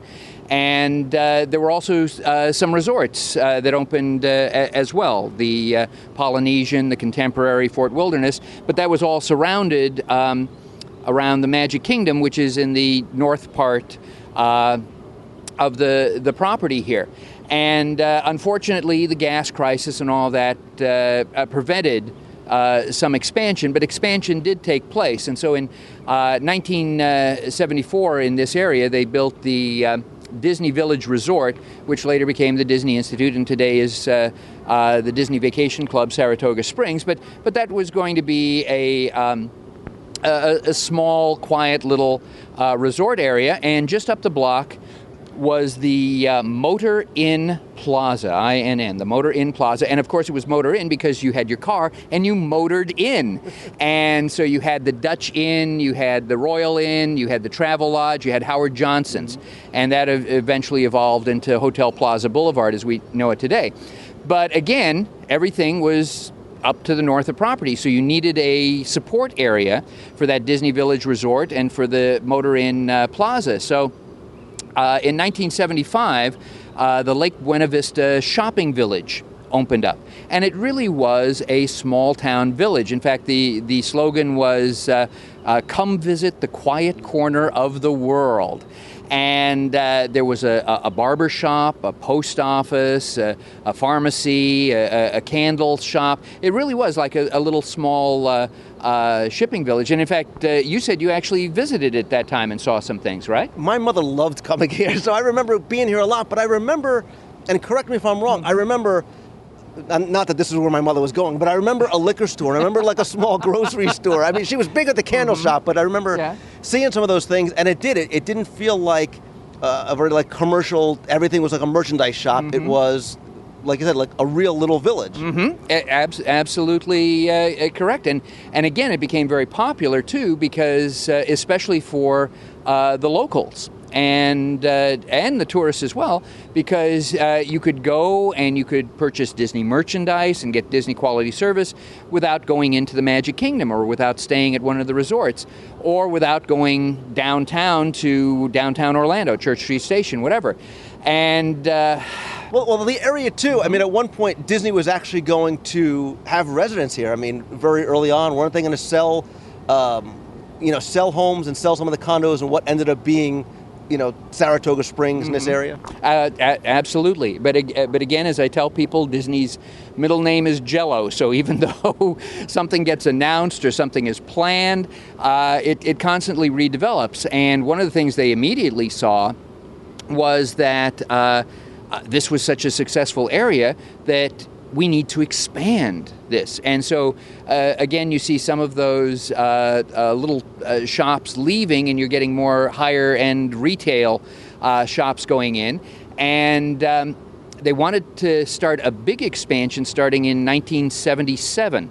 And so that's one of the whole purposes of the Empress Lily, because around the Village Lagoon here, you had only 4 places to eat. You had Light Bite, Lite, Light Bite, and you had Heidelberg's Deli, and boy, we really need a good deli in Central Florida. There are none here. And the Village Restaurant, and then you had Captain Jack's.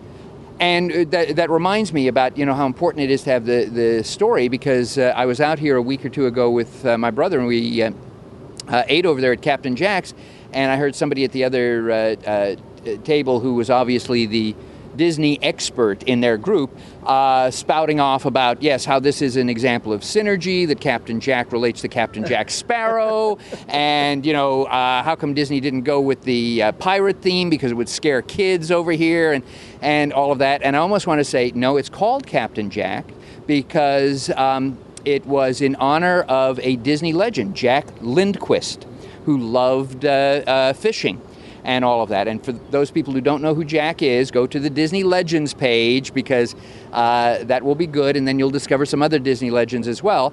And Jack's still alive. He'd be a great person to interview. But anyway, you only had those 4 areas, and you wanted, a higher-end restaurant out here, so you go with the Empress Lily. And again, even looking at it right now, it looks like a boat. It looks like a ship, but all it really is a building on a concrete block here. So it's a building that looks like a ship. So that's very much in style of that California crazy architecture that we discussed about over at the Disney Studios. So this is 220 feet long, 62 feet wide, and when it had its smokestacks, it was 84 feet high. So twice the size of the paddle wheelers that are over at the Magic Kingdom. And at 84 feet high and this wide, this was a huge icon. So this was going to be the icon of the shopping village here. And those people who are interested in icons, where can they read more about that, Lou? They could read Jim's article in issue 4 of Celebrations magazine. That's why it's a great time that you talk about sort of these visual weenies, these things that sort of draw people. And I mean, sitting in front of you, you don't realize how big Fulton's really is. And like you said, sort of that California crazy type of movement. When it used to have its smokestacks and used to have the paddle wheel that was actually churning, I mean, again, I had people, and I'm sure you have as well, swearing that they remember taking a ride on the old Empress Lily around Village Lake, but certainly that's not the case. Well, and there's a lot of reasons for that misconception. We'll go into one a little later, but the other, of course, is that the steamships at Magic Kingdom moved. Why wouldn't this move? For that to happen. But anyway, this was fairly huge, very detailed, multi-million-dollar project, because most people don't realize that at this location there were 9 different lounges and restaurants, and they all had different menus. So it was fairly amazing. And again, it was named the Empress Lily in honor of Walt Disney's widow, Lillian Disney. And I have the feeling that Dick Nunes was probably involved with that, although I haven't, in my research, I didn't come up with documentation. I just have the sense that wanted that. And I know for a fact that Lillian absolutely loved this. And so this opened in May of 1977, but the dedication ceremony wasn't until May 15th, 1977. So that was a little after it was actually open to the public. And so Lillian was down there at the end with the Disney chairman of the board at the time, Don Tatum, and the Walt Disney World ambassador, and I've forgotten her name right now, but the 3 of them were down there, and Lillian took a bottle of champagne and smashed it on the paddle wheel. And the paddle wheel was pretty impressive. Again, we're talking 22 feet by 36 feet, and again, constantly churning. So you've got that sense of motion and kinetics, which again will attract the attention and bring people down to this. And you said you ate here. Do you remember which lounge or restaurant you ate in? I can't say that I remember the name. I was a wee lad at the time. But what I will tell you what I do remember, and I remember when I talked about this on the show, was I remember a room with deep red carpeting and heavy chairs with from what I remember, red leather, dark woods, and it very much had the late 70s sort of lounge feel to it. Right, and that was the Baton Rouge Lounge, and that was one of the largest because it had seating for about 200 people. And yes, the red was to tie in with the name, Baton Rouge, rouge of course being French for red, and the red carpet was the exact same red carpet that they use on the Lillian VIP railroad car at Disneyland. And the Baton Rouge Lounge was also where you had performers, the Riverboat Rascals doing Dixieland jazz, and you had... And tell me that I'm not crazy that there was a kazoo player. That... Please. No, you're not crazy. There were all sorts of elements there. Actually, I think the only thing that I wish would have played over there would have been the Firehouse 5 plus 2. But no, you had performers like John Charles, who's performed all over property at the Hoop-de-Doo Review and the Diamond Horseshoe when it really was the Diamond Horseshoe and all of that. And so you had that. And then towards the back there, you would have the Stearman's quarters. And so that was actually a play on words because the steerman, of course, is the person who's steering the ship. But since it specialized in Angus beef and all of that, it was a play on the word of cattle. The people who take care of cattle are a steerman. And you would look out the back window there and you would see the constantly churning paddle wheel. And I recently talked with somebody who ate there and he said, well, no, Jim, it's very disconcerting seeing that wheel constantly moving, but you're not moving. He said, after a while, I just had to look away because my mind was going, this just does not compute. And then up above you have the fisherman's deck. And so now you're down to like about 126 seats, and you have all the fish. And again, all of these different menus in different locations. And you have the Empress Room and the Empress Lounge, and now you're down to 68 seats. And again, very elegant, and it was required that you made reservations. It was required that you wore a jacket and tie. They had a harpist. So all of those people who go, oh my gosh, Victoria and Albert's, where did they come up with that idea? You have to wear the jacket and tie and there'd be a harpist. Well, it all started here. And then up above there on the, you have the captain's table, and now you're down to about, 20 people. And there was a 24-foot long parquet dining table that was brought from New Orleans Square in Disneyland. And again, so some of those are, we haven't even mentioned the Texas deck or some of the others, but this was very, very elaborate and a very dining experience. And this was the top of the line dining experience that you would have on property. And as you mentioned earlier, this was the first location where they had character breakfasts on property. And that was the thing that's so unique about it. The single building had multiple dining experiences on different levels. Mm-hmm. A simple, fun character breakfast up to that private dining for just you and your very close friends or family up in the captain's area up on the top deck. And again, I remember also eating at the Stearman. Don't remember being at the captain's table. I remember eating at the Stearman's quarters. Mm-hmm. But this was one of those sort of out-of-the-way places that people that were coming to the theme parks may not always have known about for that finer, more upscale dining. Mm-hmm. Absolutely.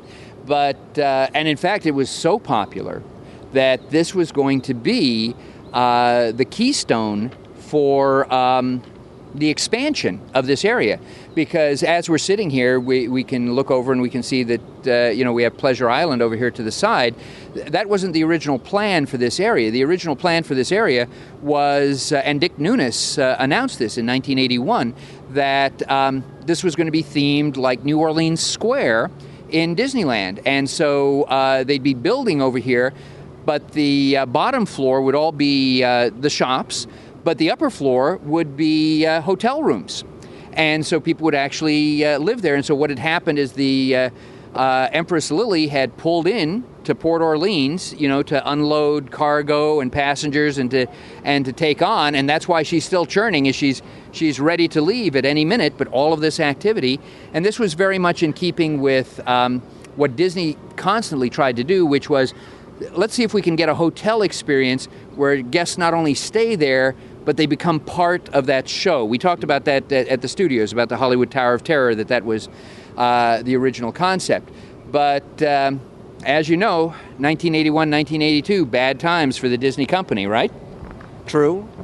Yes, so what's happening is Epcot has been built, and so an awful lot of money and resources have been invested in that. And while Epcot would become popular, in the beginning, you have all of that to compensate for.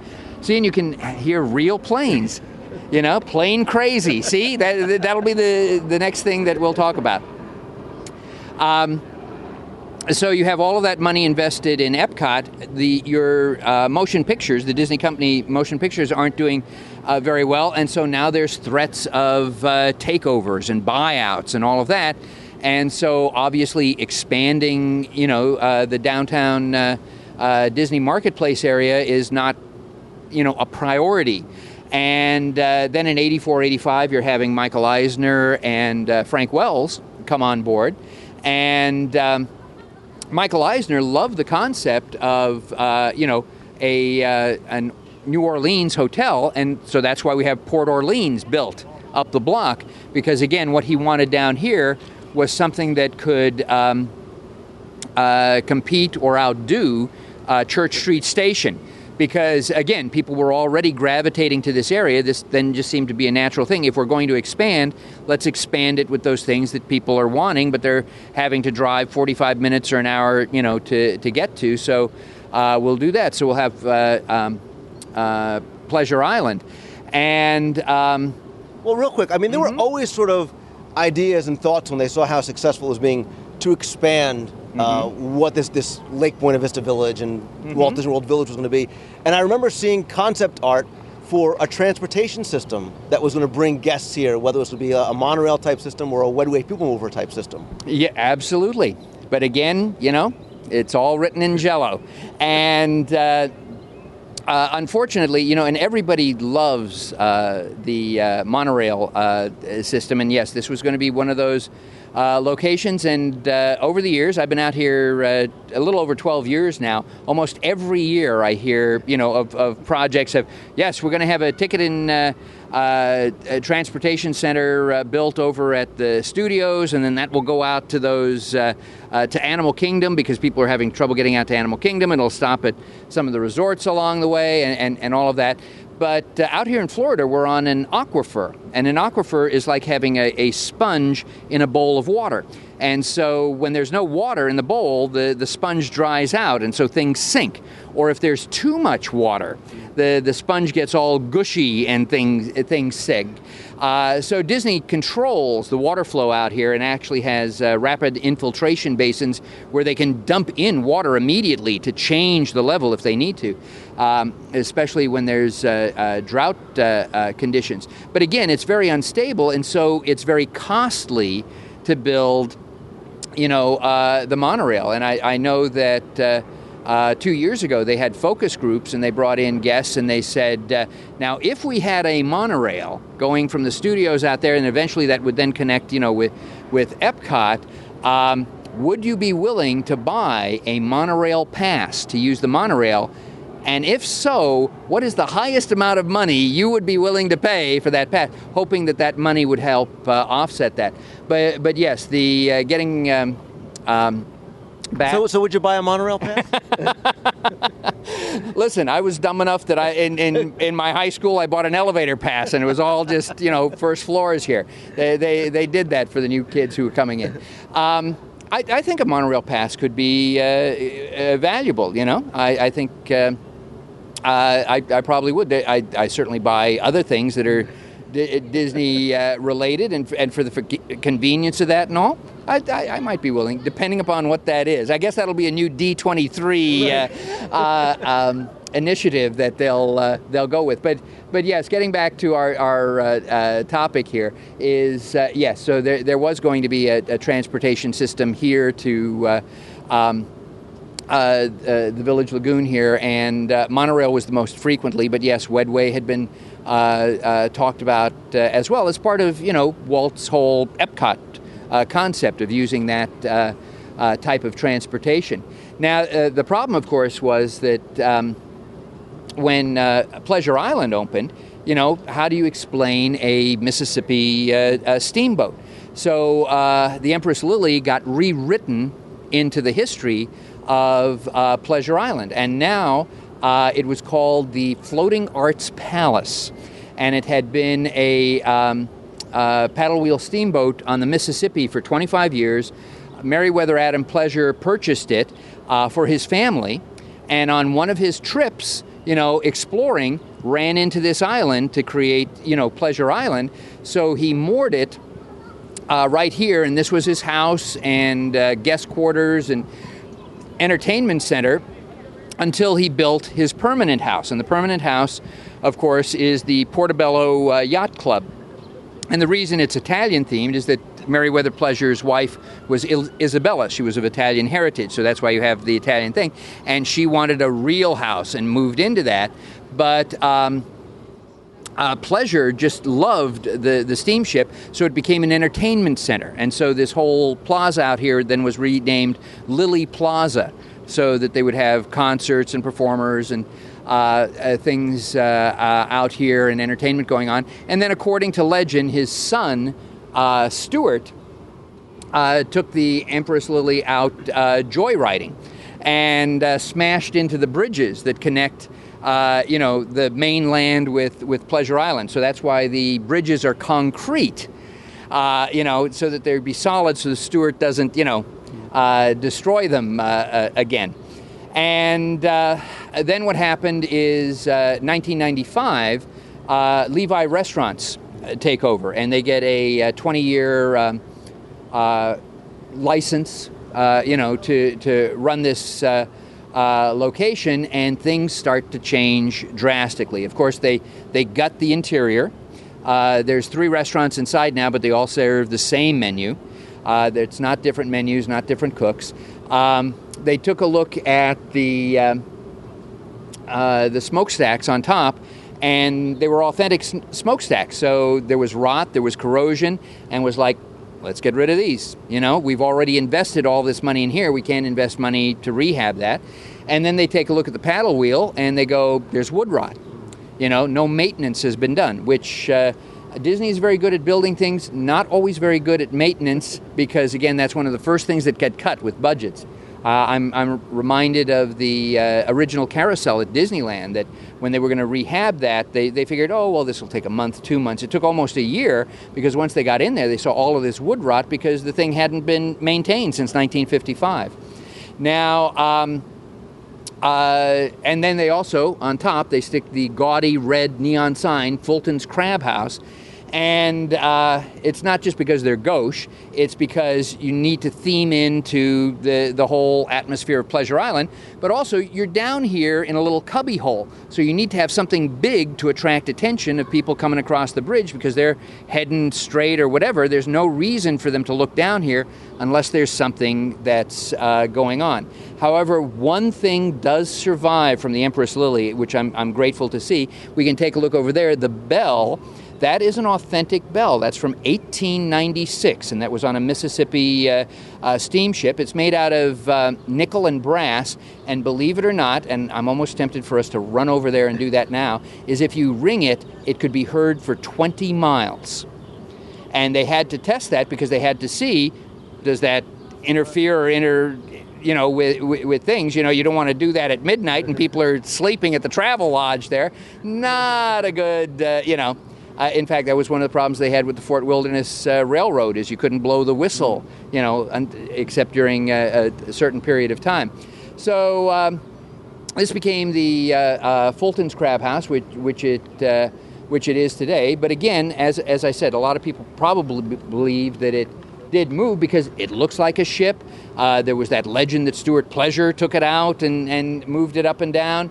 the steamships at Magic Kingdom work, and also there were plans for a nighttime fireworks show out here on the Village Lagoon, where Pleasure supposedly had another steamship that was blown up by fireworks. He had loaded up with fireworks, the same from the fireworks factory, and it sunk.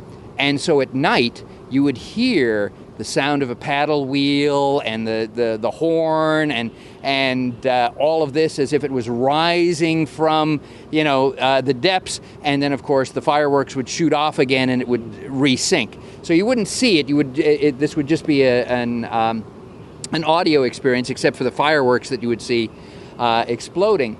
But a wonderful location. I take a look at it now, and without the paddle wheel, without the smokestacks, it doesn't look like a crab house to me, and it certainly doesn't look like a Mississippi paddle wheeler.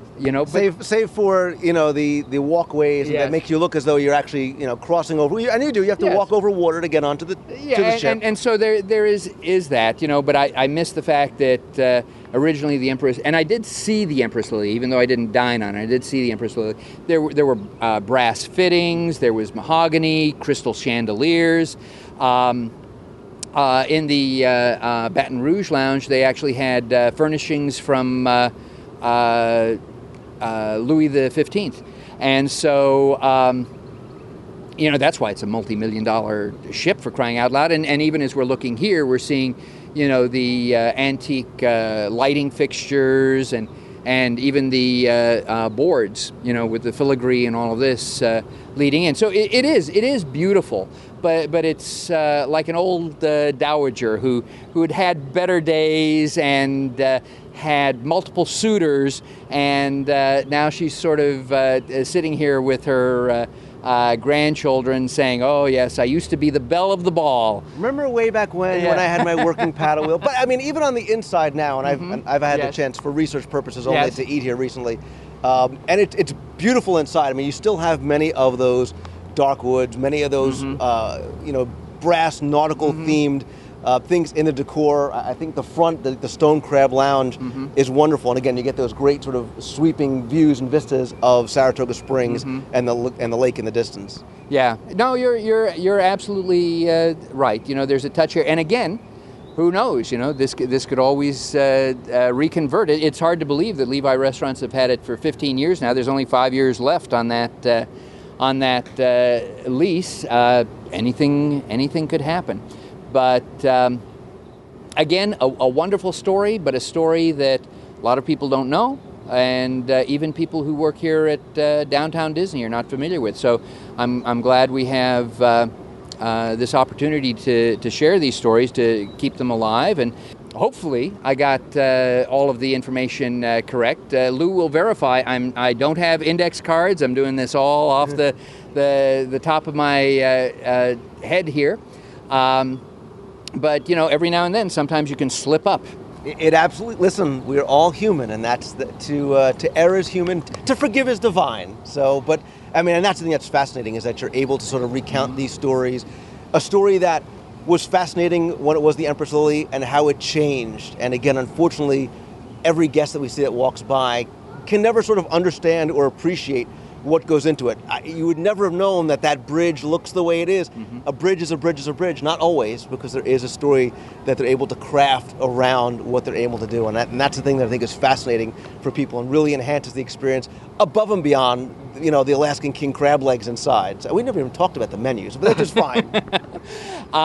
But what I would like to do, as long as you're forgiving people for being human, I would like to ask forgiveness from your listeners on the last podcast, which was that I did with you, which was 117. So immediately go back and re-listen to that. We talked about the Disney Studios, and again, I was working without index cards, and I did 50 million amazing facts, many of which have never been shared before, and I'm listening to that podcast, and I find 4 things that are misleading. So I'm going to take a moment right now just to correct that because I hate having misinformation out there. I hate being the source sometimes of misinformation. At the studios, I mentioned that the Crossroads of the World was on Wilshire. It's actually on Sunset. I mentioned that the Bain Building, which is the inspiration for Mickey's of Hollywood, was on Wilshire. That's on Hollywood Boulevard. I mentioned that Hollywood Boulevard and Sunset never intersect. It does. There's a really odd, acute intersection east of Vermont Avenue, but I will tell you for a fact that I grew up in the LA area. I had friends we never drove down Hollywood Boulevard far enough for that intersection. Hollywood and Sunset, as far as we were concerned, were parallel. If you needed to get one, you took a cross street to go down. And then finally, I talked about Sweet Success being Edith's head to toe, and it referred to Edith Head, the costume designer. Actually, the full nomenclature is Adrian and Edith's head to toe.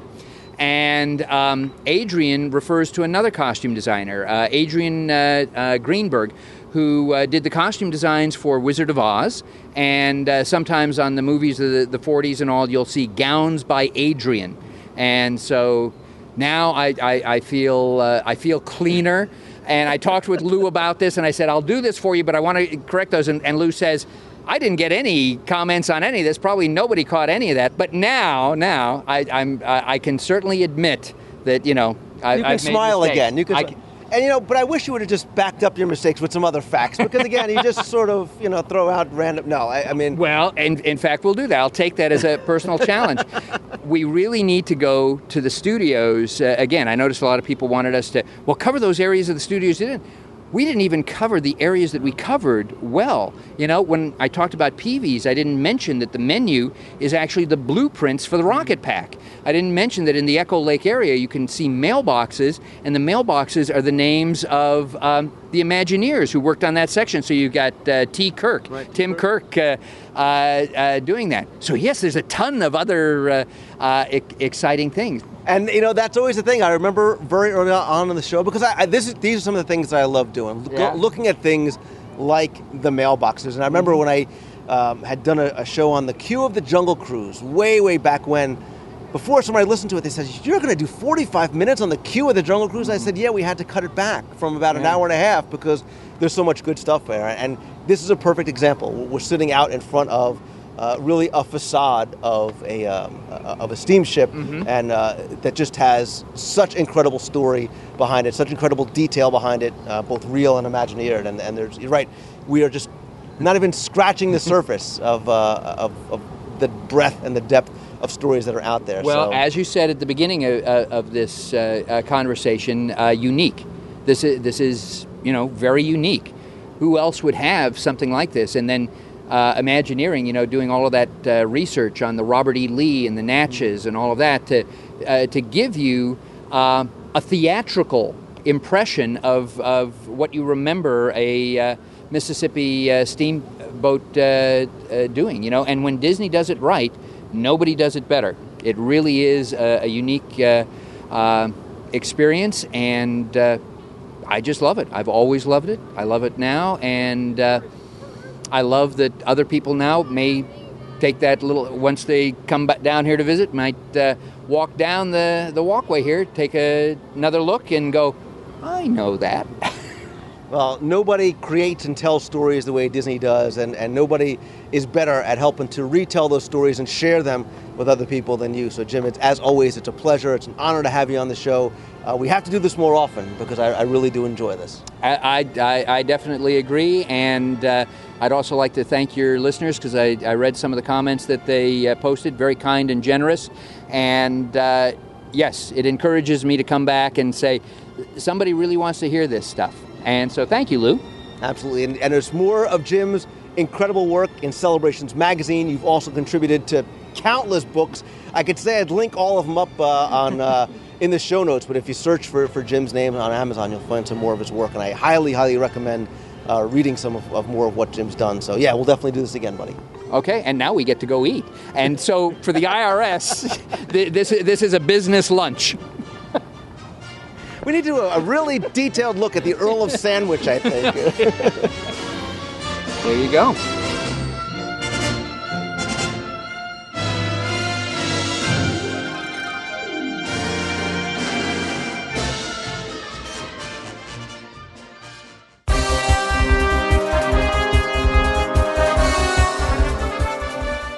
It's time to announce the winner of last week's Walt Disney World Trivia Contest. And actually, Trivia Contest might not be the appropriate name because it really wasn't about trivia that you may have known, but trivia that you may have heard. Because last week, I played 5 random, very short sound clips from Walt Disney World attractions, asked you to identify them in order, and if so, you'd be put into a pool where I took all the correct entries, randomly chose one who gets an all-new WDW Radio Navy Blue t-shirt. And hopefully you guys really enjoy this. Again, a little bit different than what I normally do. There was a flurry of last-minute entries coming in very late Saturday night. But what I'm going to do first, before I announce the winner, is I'm going to play the 5 sound clips that I played exactly as I did last week. So here were your 5 contest clues. Okay, Ellie, crank it up. I'm Max. Yeah, Debbie was sick. Please come forward. Be sure to take along all your belongings, including your imagination. We can hear everything you hear. Keep going. I have to say once again, you guys did a phenomenal job getting all these correct. Most of the entries I received did seem to have all 5 correct, although there were a couple of them here, numbers 3 and 4, that seem to give you guys a little bit of problem. So I'm going to, as I go through, I'll tell you maybe play a little bit longer of a clip to let you identify what those were. But here are your 5 correct answers in order. And first was Rock and Roller Coaster, starring Aerosmith, and that was the voice of the DJ from LA's classic rock station. Number 2, obviously one of my favorites, Muppet Vision 3D. And number 3, this is the one that seemed to give you guys the most trouble. This was actually from the loading of the Timekeeper in Tomorrowland. That was actually Robin Williams. Let me play a little bit longer of a clip from the Timekeeper right around that same time so you can get a feel for exactly when in the show that clip came from. Welcome! Please come forward. Thank you. Step right up. Come forward. Please fill these rows. No! In. Thank you. And if you'll please step forward, fill the rows in the front row. Down front. Thank you. Okay, that was a little bit of a tough one, I admit it. Although, if you paid attention to the beginning of the show, I played another clip right from that same section of Timekeeper, kind of gave you a hint. And also, some of you asked about it on Facebook. I posted a clue letting you know that one of the clips did come from the beginning radio intro tunes. Now, the next one, also an extinct attraction from Tomorrowland. This one was Mission to Mars. Ladies and gentlemen, may I have your attention, please? When we leave this area in a moment, be sure to take along all your belongings, including your imagination. Our mission to Mars takes place sometime in the future when a sightseeing trip to the Red Planet is an everyday adventure. Now on the large monitor, you can see your spacecraft waiting on the launch pad. And the last clue was actually from, well, what may become a soon-to-be extinct attraction, and that's Sounds Dangerous, starring Drew Carey. Here's an extended clip of that clue so you can see exactly where it came from. Foster, the camera's not supposed to get wet. Picture's shorting out. Do something! Is that better? Not really. No, we've lost the picture completely. Wait. No. We're still getting audio. All right, Foster, we can hear everything you hear. Keep going. I'm silently entering Moreno's office now. Boy, it's dark in here. So as I said, I took all of the correct entries, randomly drew one out, and this week's winner is Bill Frazier from Parrish, Florida, who actually is getting a shirt for his daughter. So congratulations to Bill and your daughter. I will be sending your shirt out right away. Now let me know, guys, do you like this kind of format of a trivia contest? Do you prefer having the questions? Do you maybe like this, but I should have made 3 and 4 a little bit easier? Let me know. Email me, post on Facebook, post in the forums. I'm going to be doing another contest where I'll be giving away a shirt again, probably next week, so definitely stay tuned, and thanks for playing.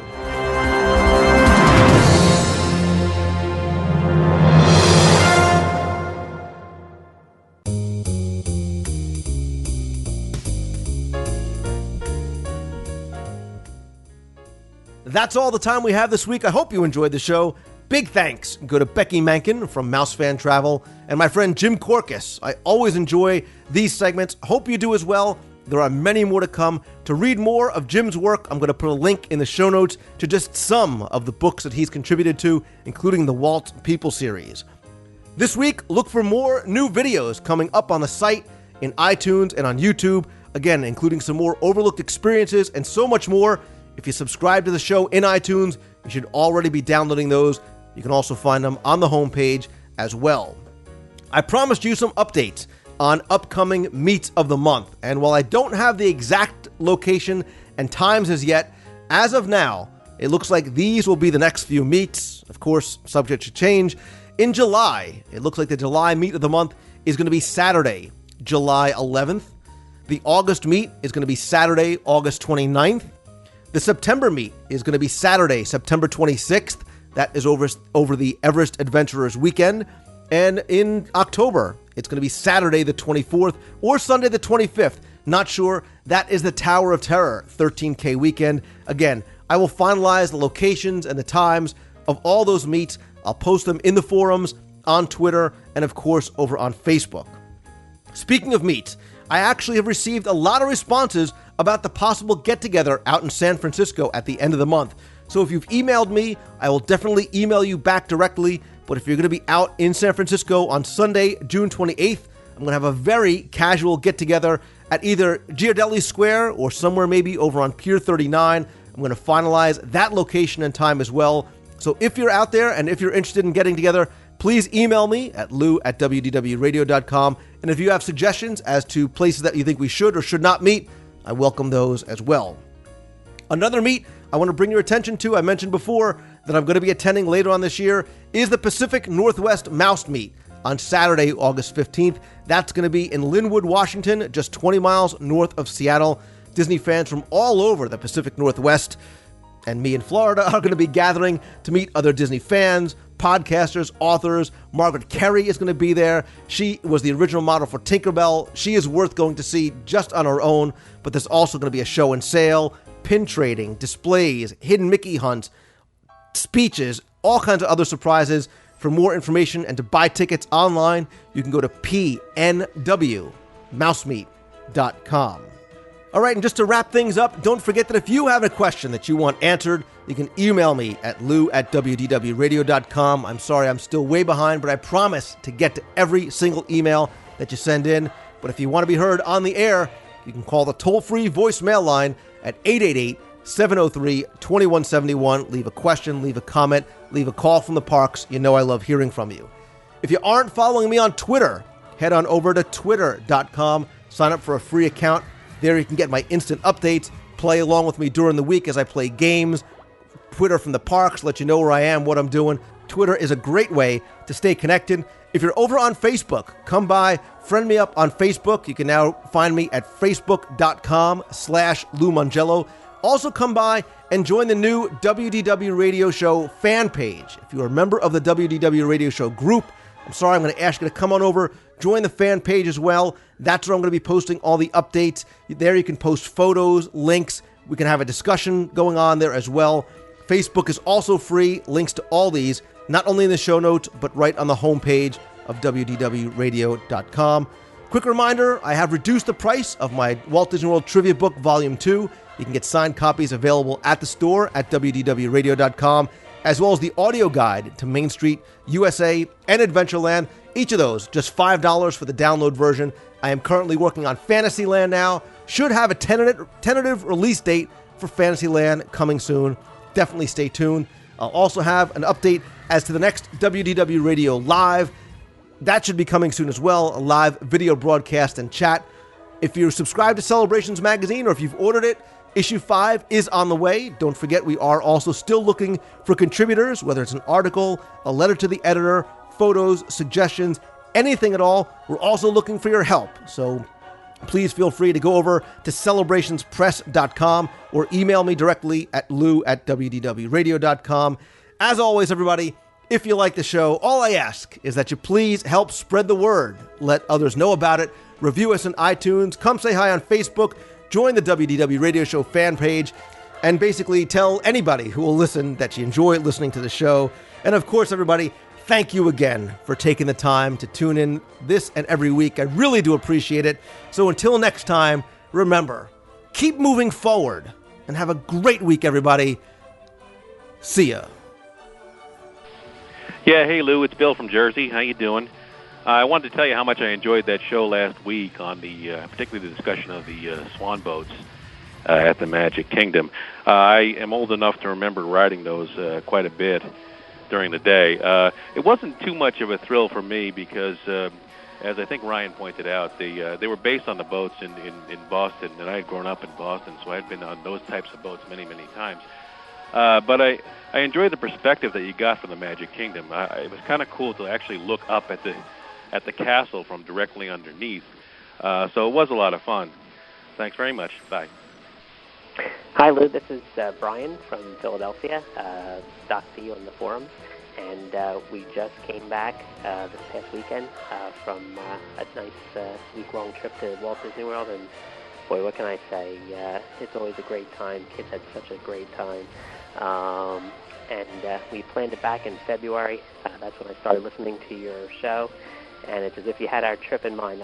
I always considered myself pretty Disney savvy, but boy, did I learn a lot listening to your show over the last month or two.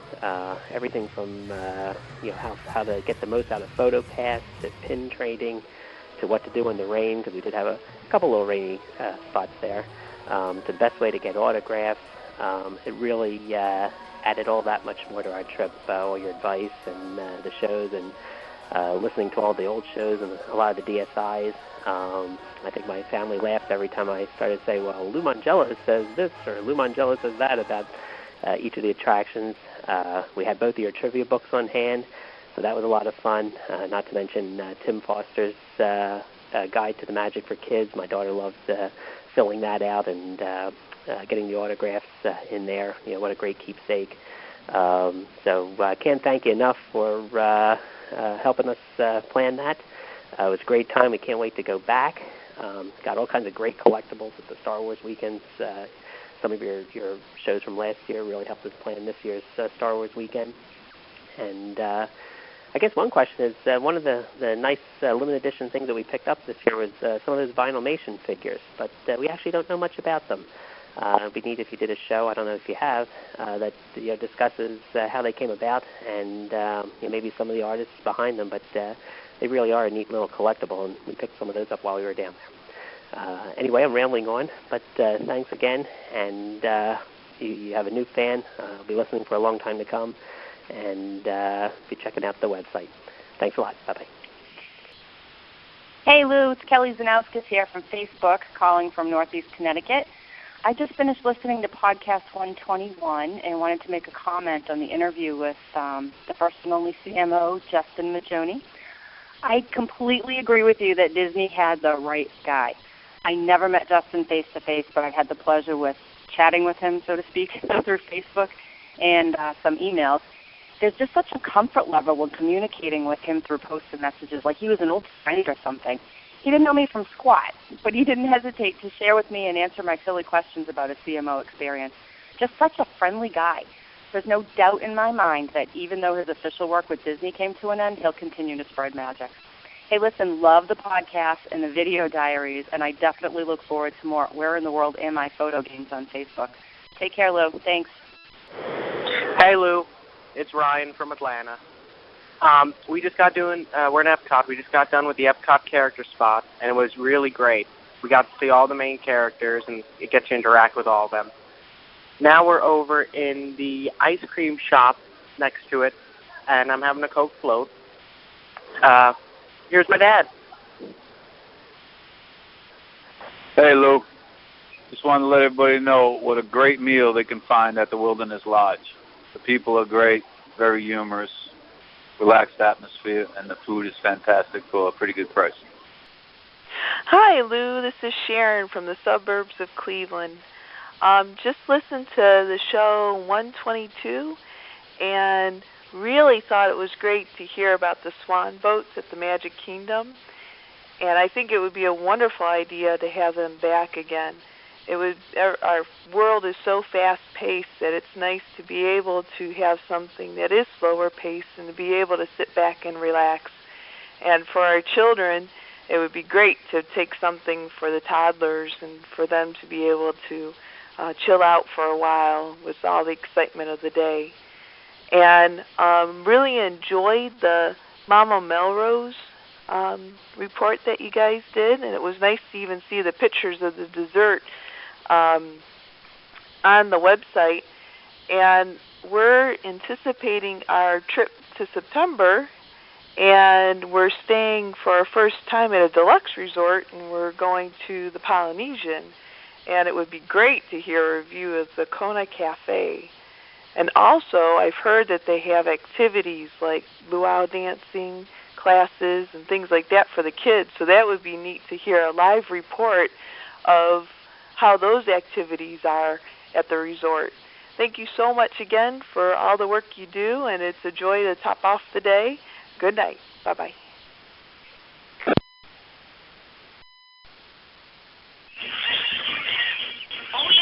Olé! It's showtime! Hey Lou, it's Josh. I have a new thing that I'm going to do. I was, as soon as I woke up this morning, I came up with the idea of WDW Visitor Tips. It's where I will give everyone that is going to Walt Disney World in the next week or so, or whenever you're going to Disney World, tips that I thought might be useful for people. I have assembled these tips. People, these are not just tips that I came up with out of the blue. I actually did research on these because I want everyone to have fun at Disney World. So here is some tips. For anyone who has kids, I know that my parents did this and I still enjoy it, and I'm 12. If you stay at a Disney Resort hotel, you can go up to the front desk and request a wake-up call, and they will call you, and it will be a voice of Mickey Mouse or Goofy or someone, a Disney character, and it will give your kids a wake-up call. I actually have one that I can play right now, so here it is. Up and at 'em, pal. Oh, boy, are we glad you're here. Big doings going on, so let's get started. See you real soon. So that is just one of the wake-up calls. I know that they change them around every once in a while. And everyone, I leave you with this. Hey Lou, this is Jay Darling, one of your fellow authors for the Celebrations magazine. I'm actually on my way up to Disneyland today, Sunday, June 7th, trying to take advantage of the last day of the Food and Wine Festival. Last time I was up here, I had a great ahi tuna salad with wasabi aioli that was just phenomenal. And I know our mutual love of food, you probably got your mouth watering at that one. But they also have beer and wine tastings and things like that I haven't been able to take advantage of. But I'm going to try that today, and we'll see how it goes. I'll call back later on with a review. Thanks, Lou. Bye. Hey, Lou, we took your advice from one of your shows, and we're riding the Jungle Cruise at night. We believe you. It will be so awesome. We wish you could see you on some of your meets of the month. Bye. Hi, Lou. This is Paul from Texas. Just calling you. I'm actually at one of your spots that you guys recommended a few shows ago.